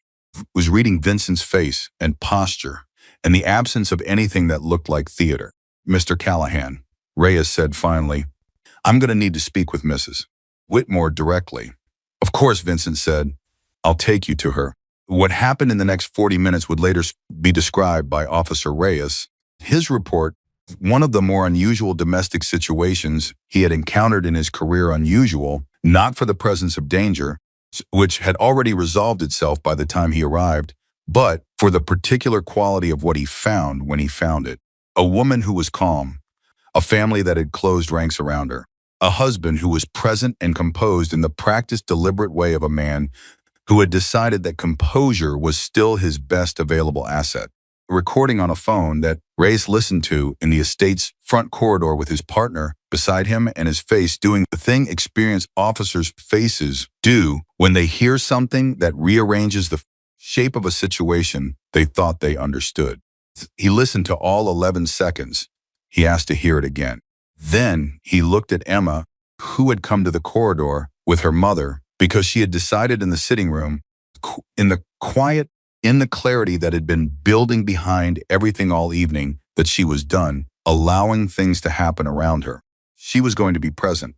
She was going to handle what needed to be handled. Mrs. Whitmore, Reyes said, I want to make sure I'm understanding this correctly. This recording was made during a call placed from your phone to mine. Vincent Callahan, Emma said. The call connected accidentally while my husband was speaking to me. And your husband was not aware the call had connected. No. Reyes looked at the phone. He looked at Emma. I'm going to be honest with you, Mrs. Whitmore. This isn't something we resolve tonight. This is going to require statements. A formal report, review by our domestic violence unit. Do you understand that? Yes, Emma said. Are you safe to remain here tonight? Is there a place you can stay that's separate from your husband's residence? She's staying here, Patricia said from behind Emma. No room for negotiation in it. Reyes nodded. He looked down the corridor in the direction that Daniel had last been seen. Where is Mr. Whitmore currently? I believe he's in the east sitting room with his father. James offered from somewhere behind the group. Reyes exchanged a look with his partner. We're going to need to speak with him as well. Of course, Emma said. Reyes looked at her for a moment with the particular attention of an officer who has processed enough these situations to know what they cost and what it takes and what the woman standing in front of him has already spent tonight. Doing the right thing, he said. It was not a line. It was the simple, direct statement of a person who meant it. Emma nodded. She did not cry. She had done her crying in the sitting room with her mother's hands around hers, and that had been private and real and hers. This was something different. This was the part that required her to be present and clear and deliberate, and she was. Richard Whitmore sat in the east sitting room and watched the two officers cross the hallway toward him with the expression of a man running calculations at a speed that was no longer fast enough. Spent the 45 minutes since Emma walked out of the reception hall doing what he had always done in crisis situations, managing the information. He had spoken to Bradley Harrington. He had spoken quietly and with great precision, and he had said things designed to create the impression that whatever had happened this evening was a contained, temporary disruption with a comprehensible explanation. He had watched Harrington's face as he said these things, and he had registered with the professional acuity he had relied on for 50 years that Harrington was not convinced. He had then spoken to his son. That conversation had lasted 8 minutes and had been conducted in very low voices in a corner of the east sitting room, and it had been the most honest conversation Richard Whitmore had had with his son in perhaps 15 years. Not because Richard had chosen honesty, he would not have chosen honesty in any context where another option existed, but because the situation had removed his other options with an efficiency he could not help professionally respect, even as he despised it. "What's on the recording?" he had asked. Daniel had told him. Richard had sat with that for a long moment. "All of it?" he asked. Enough of it," Daniel said. "How many people have heard it?" "Callahan. Possibly his men. The police are here." "I know the police are here." Richard looked at his hands. He looked at them for a long time, with an expression Emma would have recognized if she had been there to see it, the expression of a person confronting the absolute limit of their control. "Daniel, I need you to listen to me very carefully." Daniel looked at his father. "There are situations," Richard said, "that can be managed. There are situations that cannot. The difference between a man who survives a crisis and a man who doesn't is the ability to distinguish between those two categories before it is too late. Do you understand what I'm telling you?" Daniel was very still. "You're telling me to cut a deal. I'm telling you to understand what you're dealing with." Richard's voice was flat. "You have a recording. You have witnesses. You have a wife who has walked out of this event publicly, in front of my business partners, in front of people with cameras, front of—" He stopped. He collected himself. "The question is no longer whether this is containable. The question is how much worse you are willing to let it become. Not going to prison over a—" "Stop." Richard said it the way he had said it when Daniel was a boy making an argument that required termination before it could finish forming. "Don't say things that can be repeated. Don't say things in this room that you would not want repeated. Clear?" Silence. "Is it clear?" "Yes," Daniel said. "Then sit there and do not say another word until I tell you to." Richard looked at the door. He looked at it with the eyes of a man who had walked into rooms his entire life and configured them to his advantage, and who was sitting in one now understanding that this was the room he would not be able to configure. 71 years old. He had 3 pending partnerships, a charitable foundation attached to his name, a family legacy that he had spent decades constructing with the same patient deliberateness his son had used to construct his marriage. He was looking at the door, and he was doing the calculation that he had done 1,000 times, cost versus containment, exposure versus control, and arriving at an answer he had not arrived at before. The answer was it was already done. He did not say this to Daniel. He did not say anything else to Daniel. He sat in the east sitting room and waited for the officers to arrive, and when they did, he stood and extended his hand and was the version of himself that had navigated 5 decades of difficult rooms. He was cordial. He was cooperative. He answered every question put to him in the careful, precise language of a man who had spent 50 years in proximity to lawyers and understood exactly which words created liability and which words did not. But he did not once look at his son. Daniel, sitting across from his father in the east sitting room of his wife's family's estate with 2 officers asking him questions he had not been prepared to answer, honestly, felt the specific, devastating gravity of that, the not looking, the withdrawal of the attention that had oriented him his entire adult life.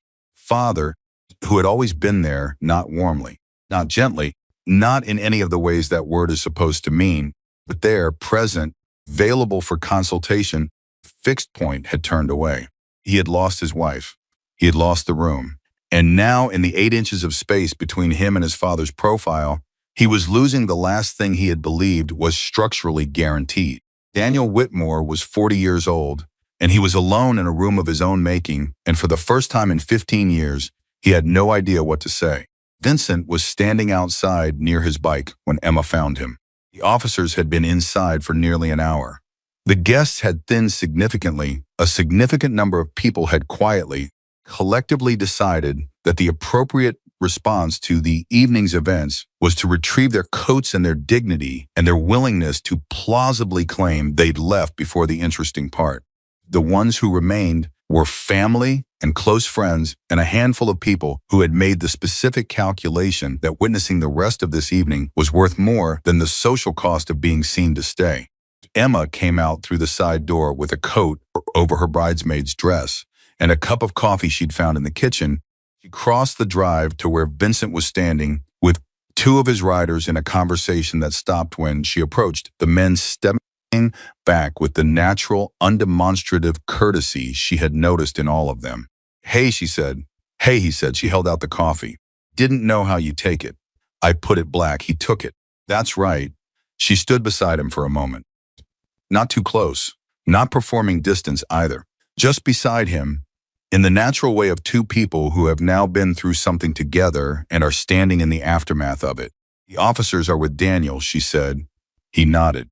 "They're gonna want you to come in and make a statement about the recording, about what you heard." "I know," he said. "I'll do whatever is useful." Emma looked out at the dark. The night was cold and very clear, kind of quiet that follows large events, not empty quiet, but the full, resonant quiet of a space that has just held something enormous and is settling back into itself. "I want to ask you something," she said. "Go ahead."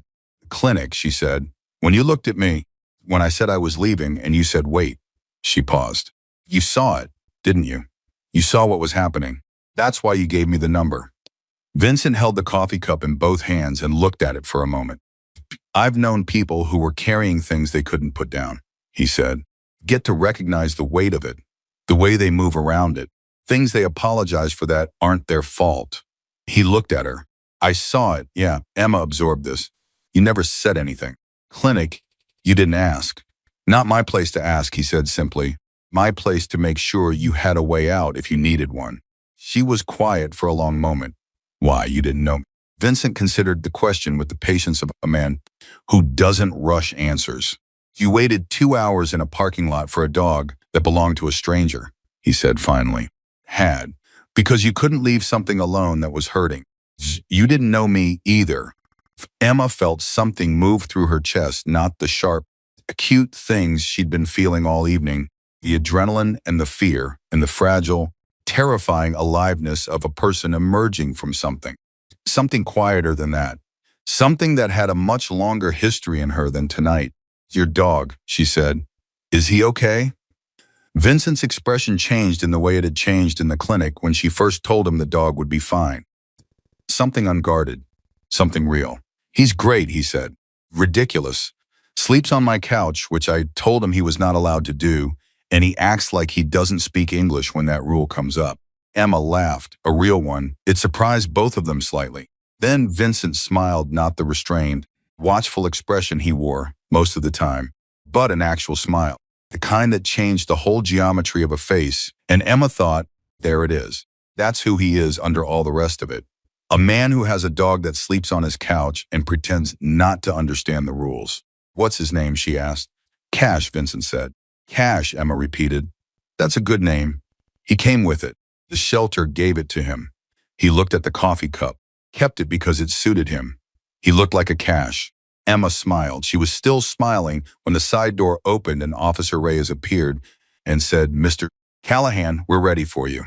Vincent handed Emma back the coffee cup, straightened, and moved toward the door with the same economy of movement she had first noticed in the clinic, purposeful, unhurried, containing no wasted energy. The door, he paused and looked back.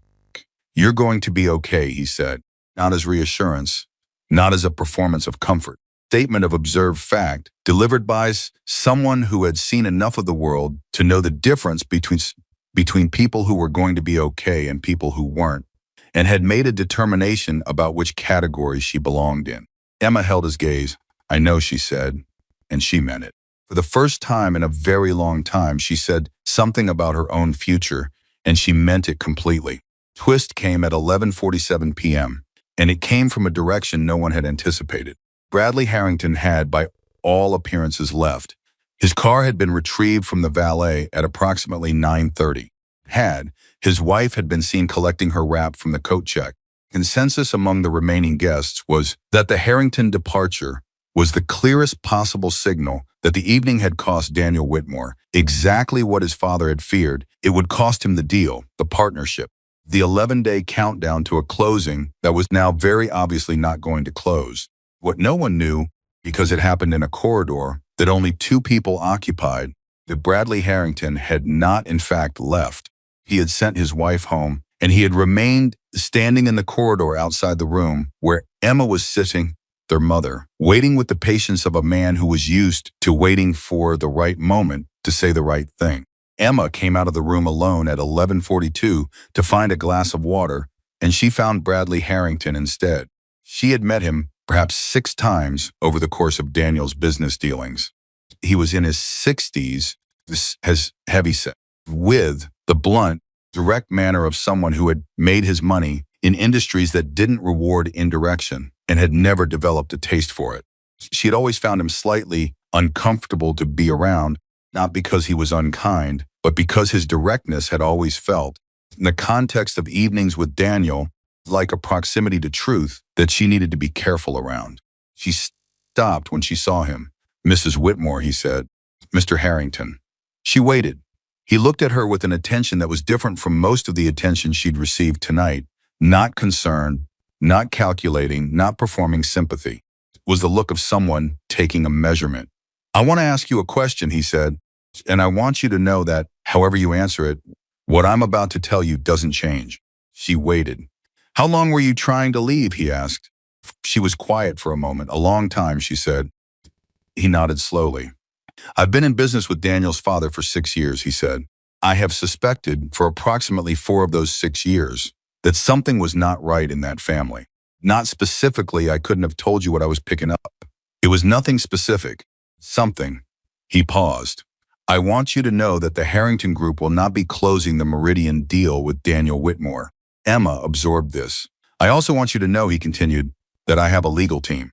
If you need resources to pursue whatever you decide to pursue, legal resources, specifically my team is available to you. No cost, no condition. I don't like what I heard on that recording.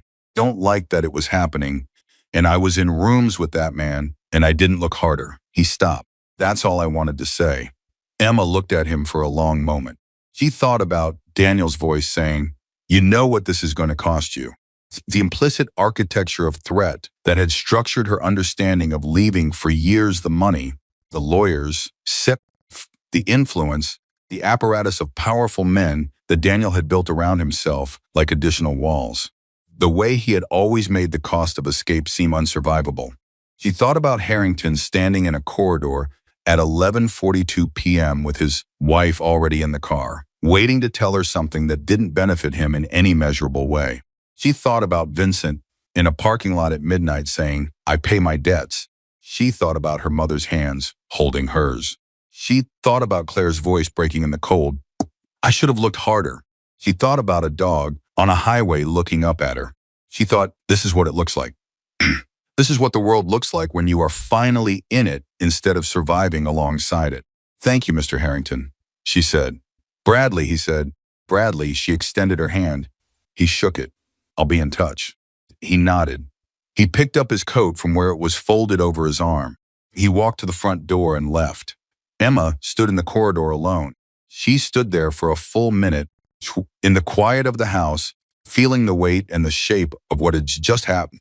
Not the drama of it, not the theater of it, but the actual material reality of it. The recording, the witnesses, Harrington's lawyers, Vincent's testimony, her mother's voice saying, "Baby, what has he done?" The look on Richard Whitmore's face when he turned away from his son. The architecture was not invulnerable. It had looked invulnerable from the inside, from within the structure, looking up at walls that were designed to look like permanence. She had been standing inside it. She had not been able to see its actual dimensions. From the outside, she could see it clearly. It was not as large as it had seemed. She walked to the kitchen. She found a glass. She filled it with water from the tap, and she drank it, standing at the counter. And she thought about tomorrow not with dread, not with the particular braced quality of someone who has spent 5 years thinking about tomorrow with dread. She thought about it with something closer to curiosity, a strange, had tentative, real curiosity about the shape of a future that was, for the first time in almost 5 years, actually hers. She set the glass down. She went back to her mother and sister. She had a great deal left to do, and she was ready to do it. In the east sitting room, Daniel Whitmore sat with his hands on his knees and his eyes on the middle distance and said very little for a very long time. Officers had been patient and thorough. They had documented everything they needed to document. They had informed him in the precise language of people who understand what words mean legally, what the next steps would involve, and what would be required of him. Treated him with professional courtesy, which was somehow worse than any other treatment would have been, because professional courtesy removed every possible surface to push against. Father was no longer in the room. Richard had excused himself 40 minutes ago, politely, cooperatively, with the same composed correctness he had shown throughout, and had not returned.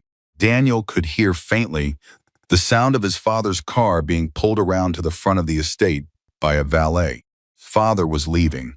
Father was leaving, and the deal was leaving, and Emma had looked at him in the cold driveway, in front of everyone, and said goodbye in the voice of a person who meant every syllable.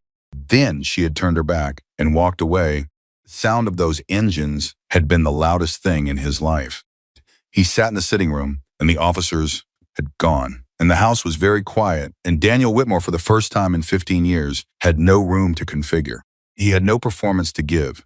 He sat with the thing that was left when everything else was stripped away, and it was not dramatic. It was not the operatic unraveling of a man confronting his crimes. Just small. He felt very small. Like the actual person inside all of the architecture was something that had never been fed and never grown, and had been obscured for so long by the larger constructed version that he had, at some point, stopped being able to find it. He did not cry. He sat. He sat for a long time in the very quiet room, and somewhere in the house his wife laughed at something her sister said. He heard it through the walls, that real laugh, the one he had heard tonight from across the reception hall, and recognized immediately as not the performance laugh, and had felt, in that recognition, fury he couldn't name.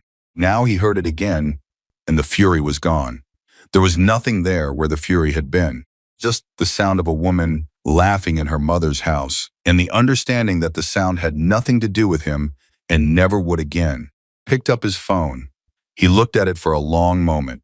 Then he called his lawyer, because there was nothing else left to do, and because even the most hollow version of a man knows, eventually, when a room is over.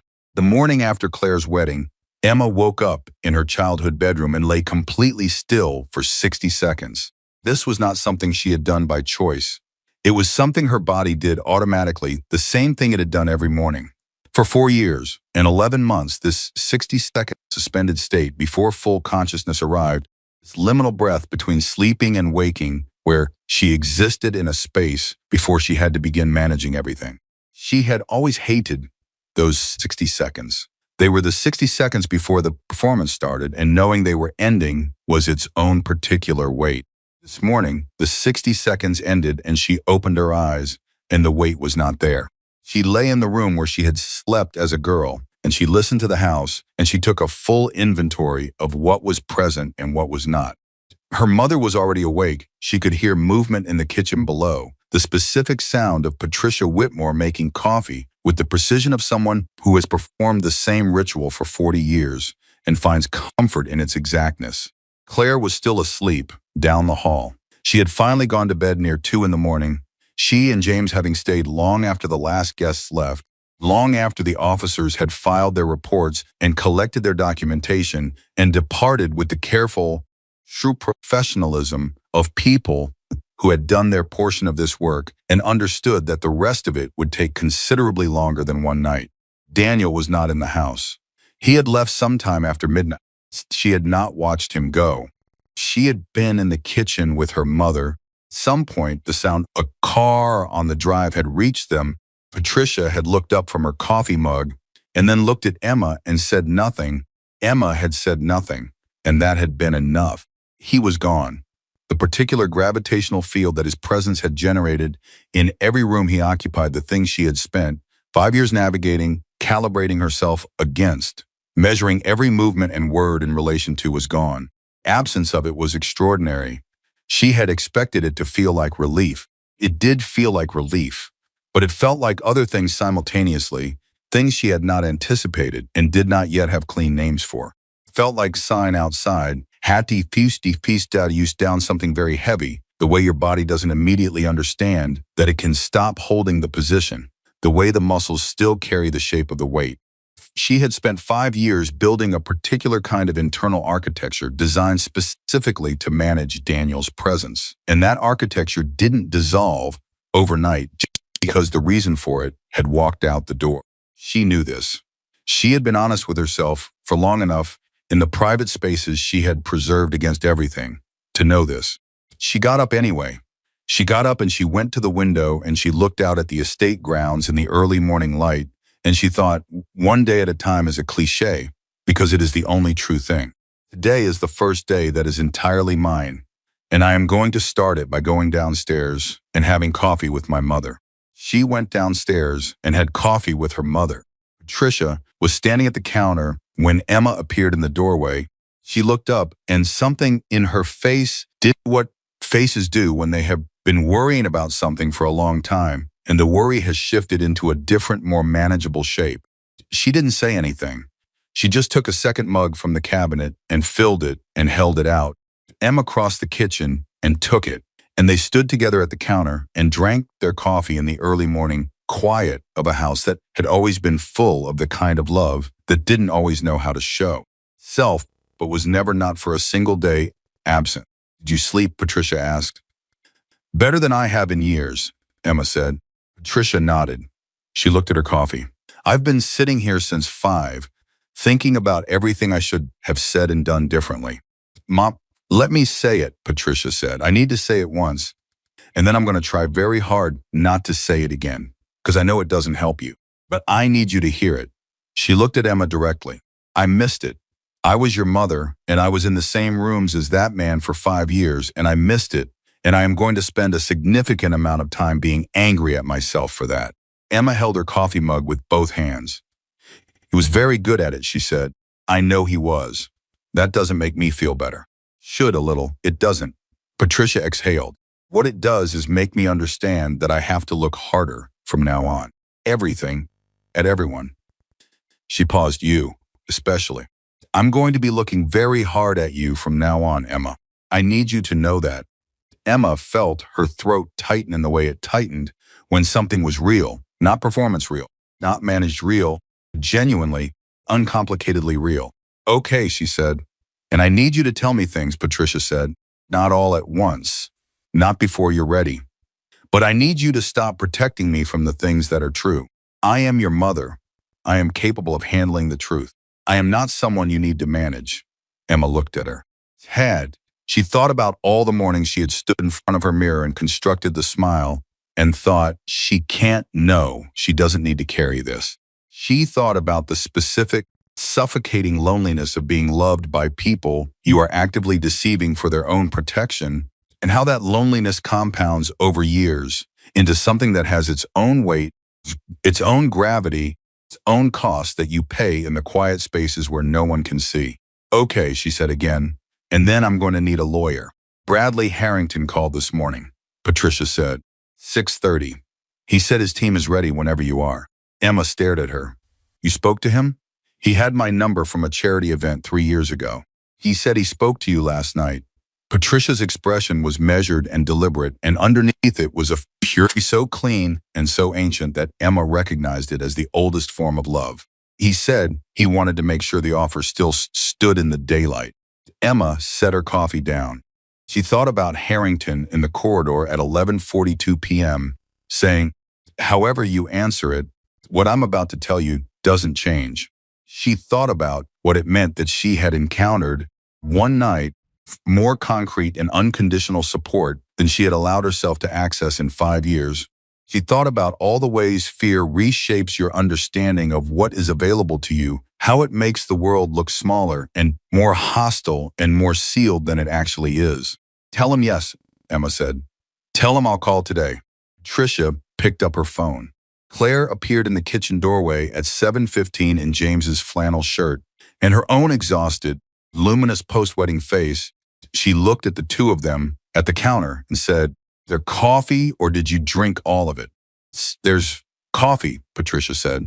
Claire poured herself a cup and leaned against the counter across from Emma, and they looked at each other for a moment in the morning light, the particular look of sisters, the morning after something enormous, when the adrenaline has finally fully metabolized, and what remains is just the two of them, and everything they have always been to each other, and the new strange rearranged shape of what comes next.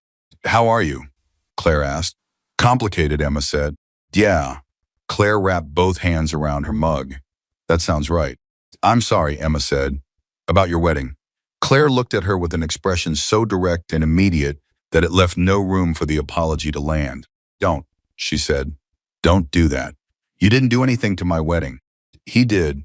And what happened last night," she stopped. She took a breath. "James," cried Emma, "in the car on the way to the hotel. Cried because he said he couldn't imagine what you'd been carrying, and he was glad you were out. My husband, the man I married 12 hours ago, cried about my sister. That is not a ruined wedding. That is the best possible version of who I just found out I married." Emma looked at her sister. Something moved through her chest that was too large and too complicated to name, but that felt its root, this like gratitude, the overwhelming, humbling, slightly unbearable gratitude of a person who has been in the cold for a very long time and has been allowed finally back inside. "I love you," Emma said. "I know," Claire said. "I love you too. Now drink your coffee because we have a lot to figure out, and I am not useful before my second cup." The legal process began 11 days later. Emma would later say to the women she eventually worked with in the shelter program she helped establish that the legal process was the part she had always been most afraid of, more afraid of it, even than the daily reality of the marriage itself. Because the daily reality, as horrific as it was at least known. She understood its dimensions and its rhythms and its texture. She had spent 5 years mapping it. The legal process was unknown, had and unknown things. When you are a person who has spent years in survival mode, register as threat before they register as anything else. What she had not anticipated was how much support showed up for the known part. Harrington's legal team was led by a woman named Diana Reyes, no relation to Officer Reyes. Coincidence that Emma would later find darkly amusing, who was 52 years old and had spent 25 of those years in family law, with a specific focus on high-conflict divorce and domestic abuse cases involving wealthy defendants. She wore her hair in a severe bun that Emma initially found intimidating and later understood was simply functional. Diana Reyes had no interest in managing anyone's comfort, including her own. She was interested in outcomes. "Here's what we have," Diana said at their first meeting. In a conference room that smelled of good coffee and the particular clean neutrality of spaces designed for serious conversations, she laid out the documents in front of Emma with the organized, untheatrical precision of someone who lived in the facts and was comfortable there. The recording, the police report from that evening, testimony of 17 witnesses, including your families, because your sister's husband, one Vincent Callahan, whose statement, I'll tell you plainly, is going to be very useful. The hotel surveillance from 3 separate incidents I've already identified in the past 2 years alone. The financial records, which tell their own story. Emma looked at the documents. "What do the financial records show?" "Economic control," Diana said simply. "Systematic isolation of assets. The kind of pattern that takes time to build and leaves tracks everywhere if you know what you're looking for." She looked at Emma over the top of her reading glasses. He was careful. But careful and clean are not the same thing. Nobody is clean. Emma was quiet for a moment. How long will this take? Longer than you want it to. That's always the honest answer. Diana looked at her steadily. But I want you to understand something. He has money and he has connections. And he has a very expensive attorney named Philip Garrett who is going to make things complicated at every available opportunity. None of that changes what we have. What we have is real. Real in family court, front of a judge who has heard everything you can imagine, is worth more than expensive and complicated. Emma looked at her. You've handled cases like this before. Handled cases like this for 25 years, Diana said. Men who built systems around themselves. Men who were respected publicly and terrifying privately.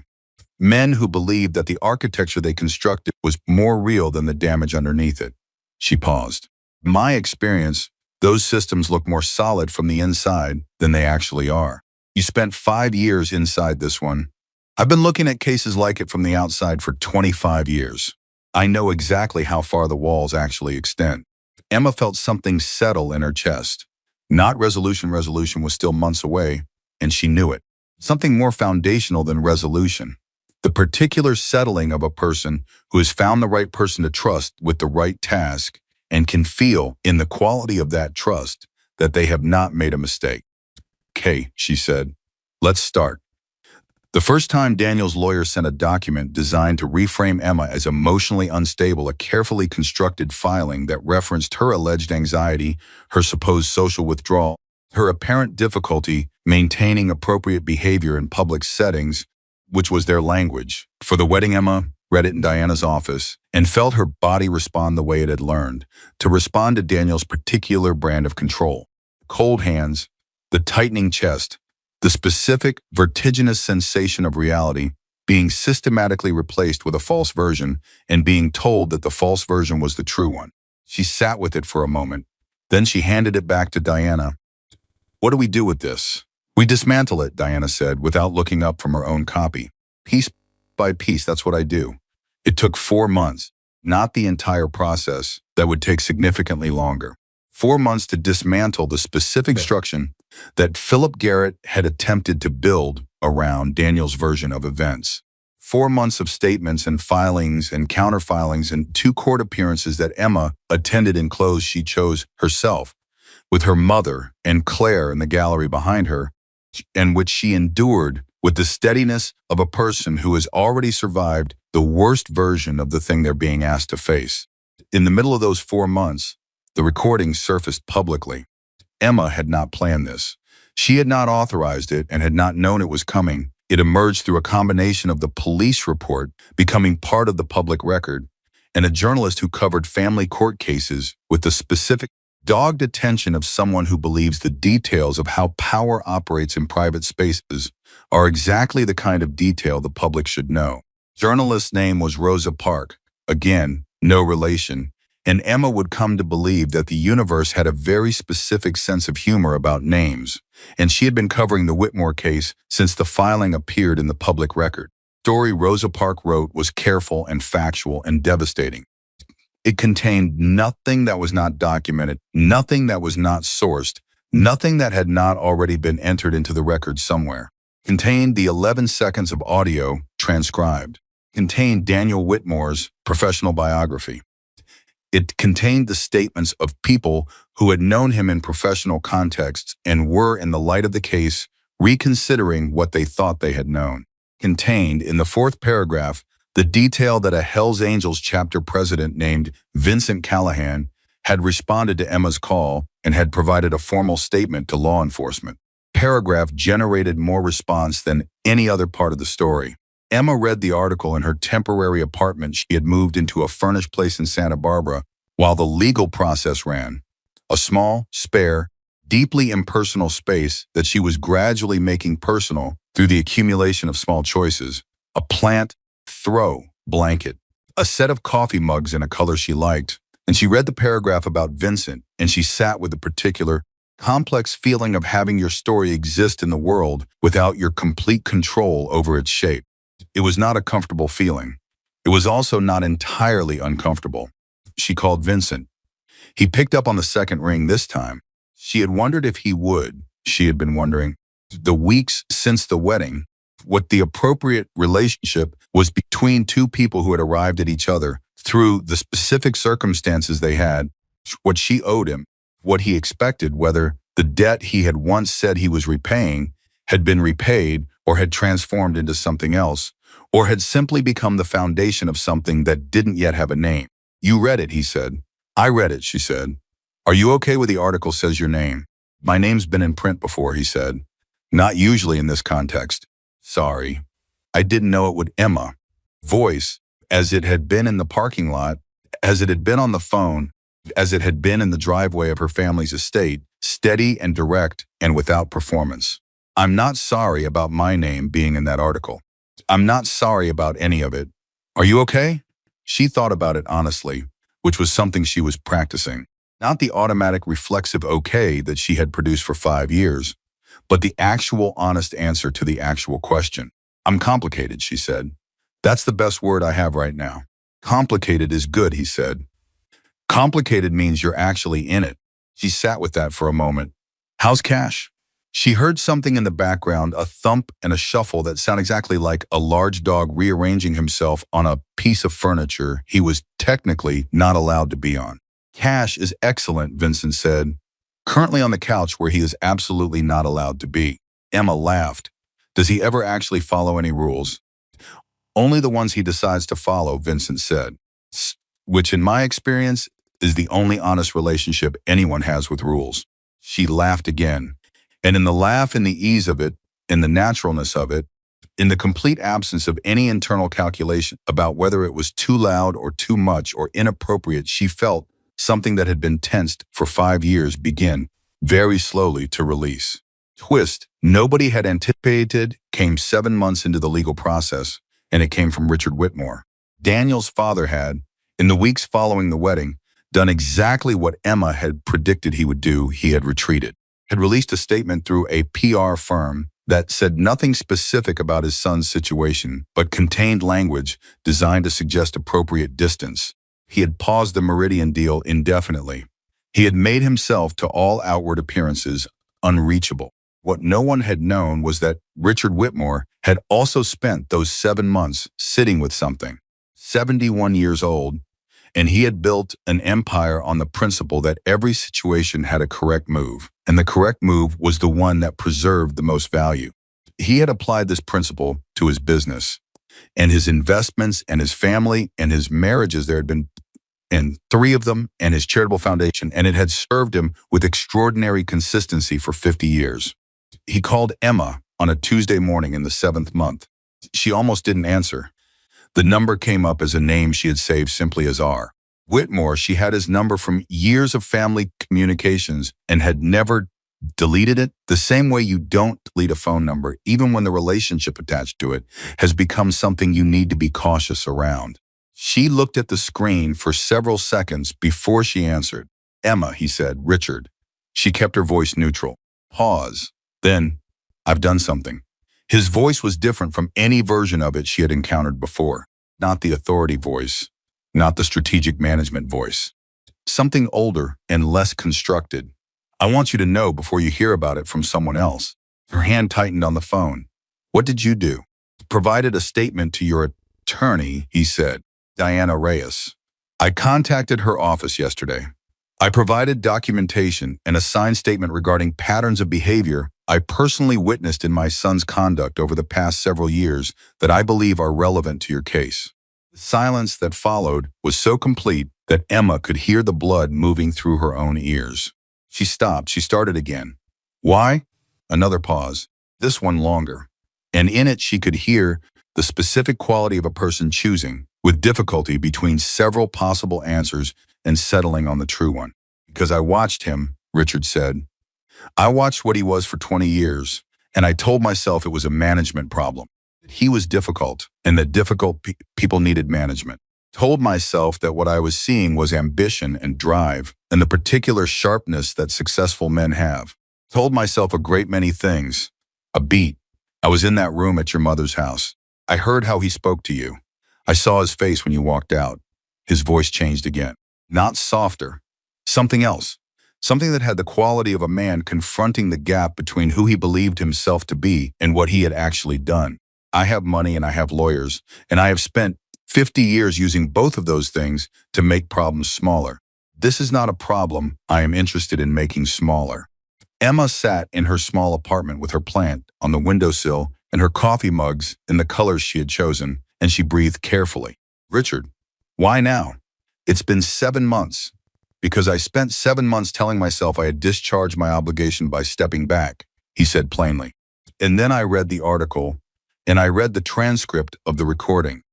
And I sat with the fact that I had known not specifically, not in the way that would have allowed me to name it, but I had known something, and I had chosen not to look at it directly because looking at it directly would have required me to act.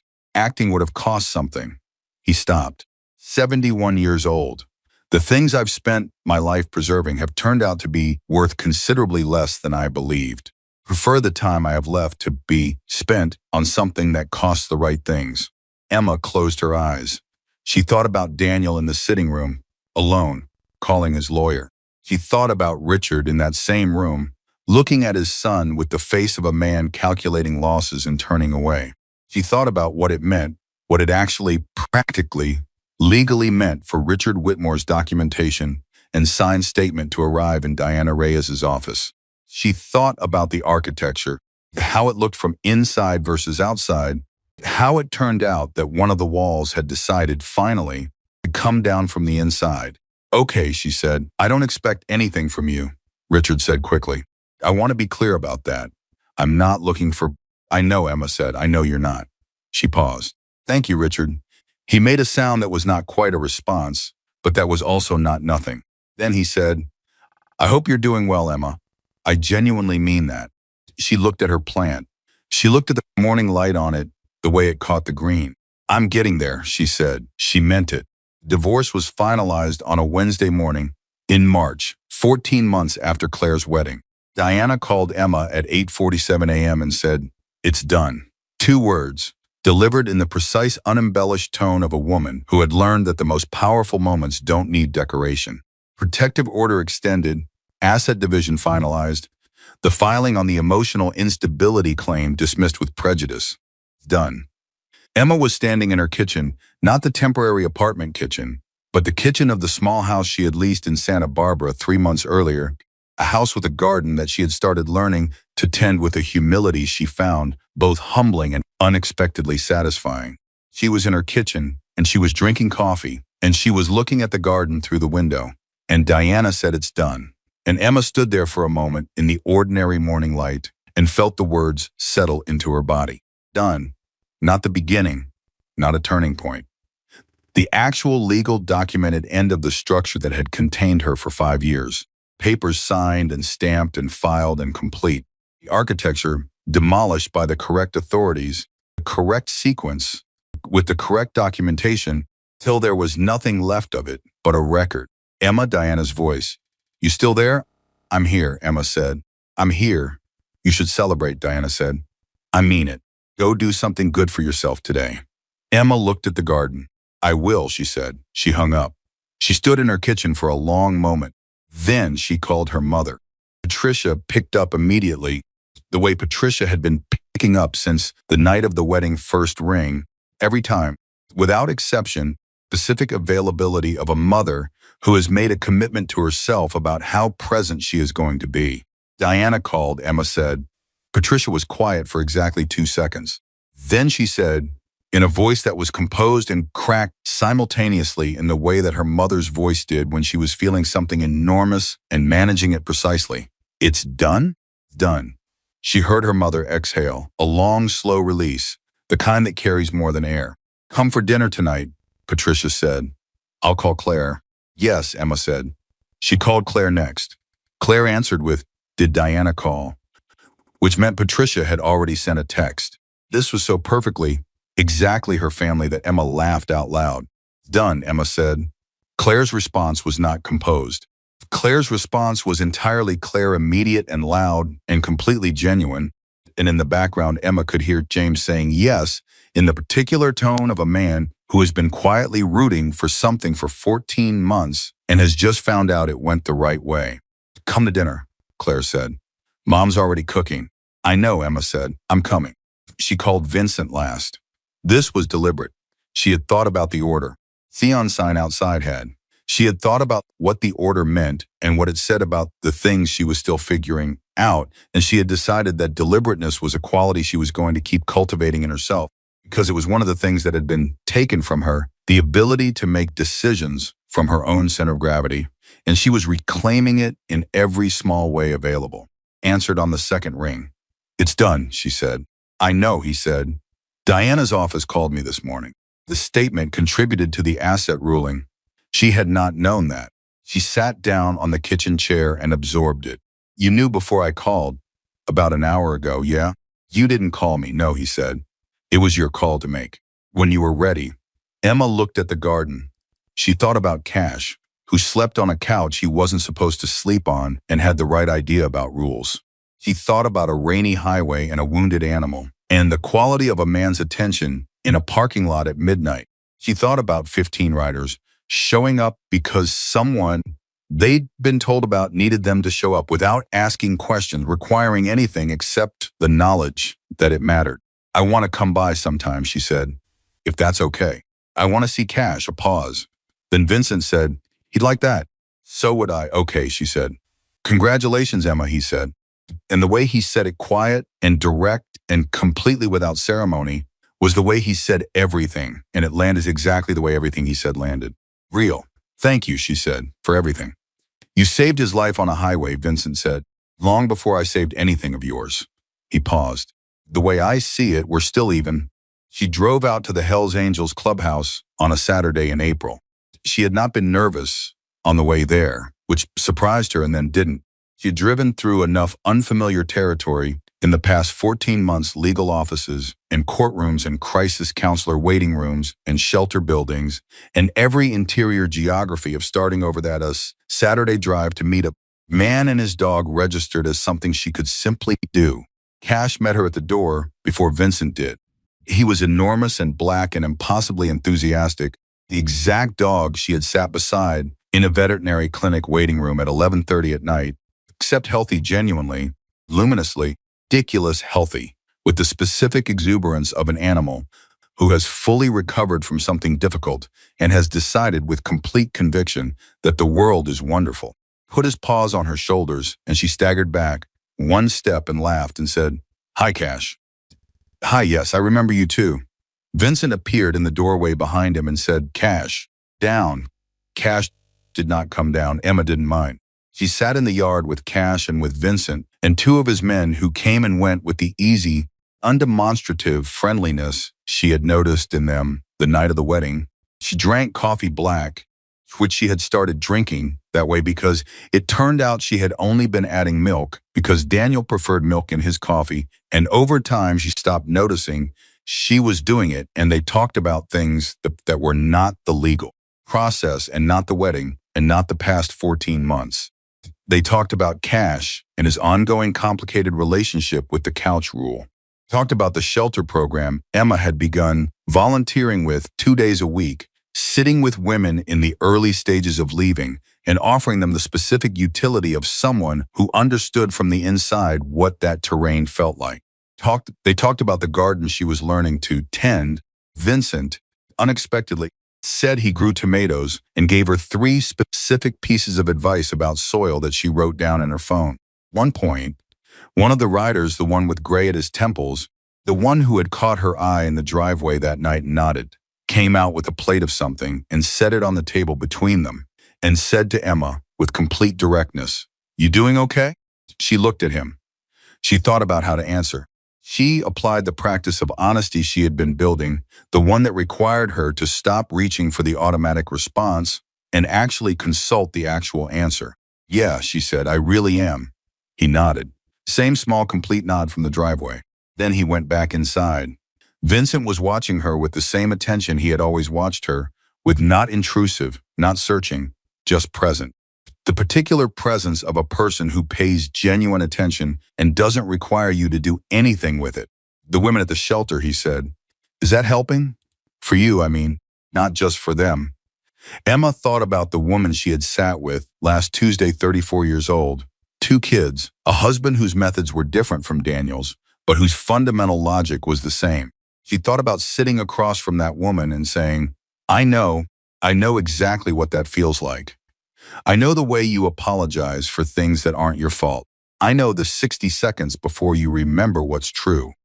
She thought about the expression on the woman's face when she heard those words from someone whose eyes showed she actually knew. Yes, Emma said. More than almost anything. Vincent nodded. Good, he said. That's exactly what it should do. A year after the wedding, Emma stood in front of a room of 23 women and she began talking. She did not tell her story perfectly. She did not have it polished into the version that reads well. She had made a deliberate choice about that, the same way she had made deliberate choices about the coffee and the order of the phone calls on the morning Diana called. She told it the way it had actually been, the years, the increments, the invisible architecture, and the way it looked solid from inside. The thumbnail pressed into the palm, the hidden pocket, the numbers she had memorized within 48 hours of receiving it.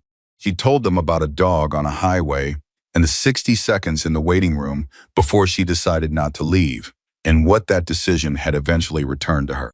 She told them about standing in a driveway in a bridesmaid's dress while 17 motorcycle engines filled the night air, about what it had felt like when a man who owed her nothing and had not been asked to prove anything said, simply and without performance, "You called. I came." She told them that the most powerful thing she had learned was not how to leave. Leaving, as it turned out, was something that had happened in a single moment after 5 years of smaller moments that prepared the ground for it. The most powerful thing she had learned was how to stop performing the version of herself that someone else required her to be. The version they need you to be, she said, is a cage. Cages feel like protection until the moment you understand that you are the one inside. The room was very quiet. She looked at the faces in front of her. She looked at the woman in the third row who was holding her coffee cup with both hands and not quite meeting her eyes, the specific posture of a person who is hearing something true and is afraid of what to do with the truth. Emma had sat in that posture in her own body for 5 years. She knew it completely. You don't have to know what comes next, Emma said. Didn't. I just knew I needed to make one phone call and I had one number in my pocket and I made the call. She paused. The call you need to make might be to a shelter. It might be to your sister. Might be to your mother. Might be to someone who told you once years ago, maybe parking lot or a waiting room or a hallway, that if you ever needed someone to call. She lets that settle. Important thing is that you make it. Because on the other side of that call is everyone who was always going to be there. You just had to let them know you were ready. She looked at the woman in the third row. The woman looked up. Their eyes met. Emma nodded, small, complete, the way it had been done for her. There is a photograph that Emma keeps on the windowsill of her Santa Barbara house, next to the plant she chose herself and the coffee mugs in the color she likes. Taken on a Saturday in April, the yard of a Hells Angels clubhouse, by a man with gray at his temples who had produced a phone without being asked and said, "You two should have a picture." Nobody had objected. The photograph, Emma is standing beside a motorcycle she is not on. She is in her own clothes. Her hands are at her sides, not clasped, not hidden, not pressing a thumbnail into a palm. She is looking at the camera with a directness that is completely without performance and completely without fear. Beside her, Vincent Callahan stands in his cut, with one hand resting on Cash's enormous black head. The expression on his face is the expression she had first seen in a veterinary waiting room, the one she had needed the entire vocabulary of everything that followed to fully understand. It is the expression of a person who made a promise and kept it, of a person who said, "I pay my debts," and meant it in every possible sense of those words, of a person who had looked at a woman carrying an invisible weight she had not yet found the courage to put down, and had simply ensured that when she was ready to put it down, there was somewhere safe for it to land. Emma looks at the photograph on ordinary mornings when she is drinking her black coffee and preparing for another day of sitting with women who are still inside their architectures and learning, slowly and with the specific difficulty of all real things, to see the walls clearly. She looks at it and she thinks about a dog on a highway and a number in a hidden pocket, and the 60 seconds after she woke up on the morning after the wedding when the weight was not there. She thinks about the simplest truth the whole story contains, the one that all of the complexity and all of the drama and all of the 14 months eventually reduced itself to she had asked for help, and the people she asked had come, not because she deserved it more than anyone else, not because her story was larger or more important than the stories of the women she now sat with every Tuesday and Thursday, but because asking for help is the one act of courage that contains all the other acts of courage inside it, the one door that, once you have walked through it, reveals that the hallway on the other side has been full of people the entire time. She had been afraid of asking for so long that she had forgotten it was possible to ask. She asks now. Every day, in the small ways and the large ones, she asks. She asks her mother and her sister and Diana Reyes and the women at the shelter and the man with gray at his temples and Vincent Callahan, who grows tomatoes and gives good advice about soil and has a dog who sleeps on the couch he is absolutely not allowed to sleep on. She asks and people answer. That is the whole story. That is all of it. And it is enough, and it is true. Emma Whitmore, who was once a woman who pressed her thumbnail into her palm and rehearsed her smile and survived inside an invisible room for 4 years, in 11 months is done. She is done surviving. She is living now, and she is not going back.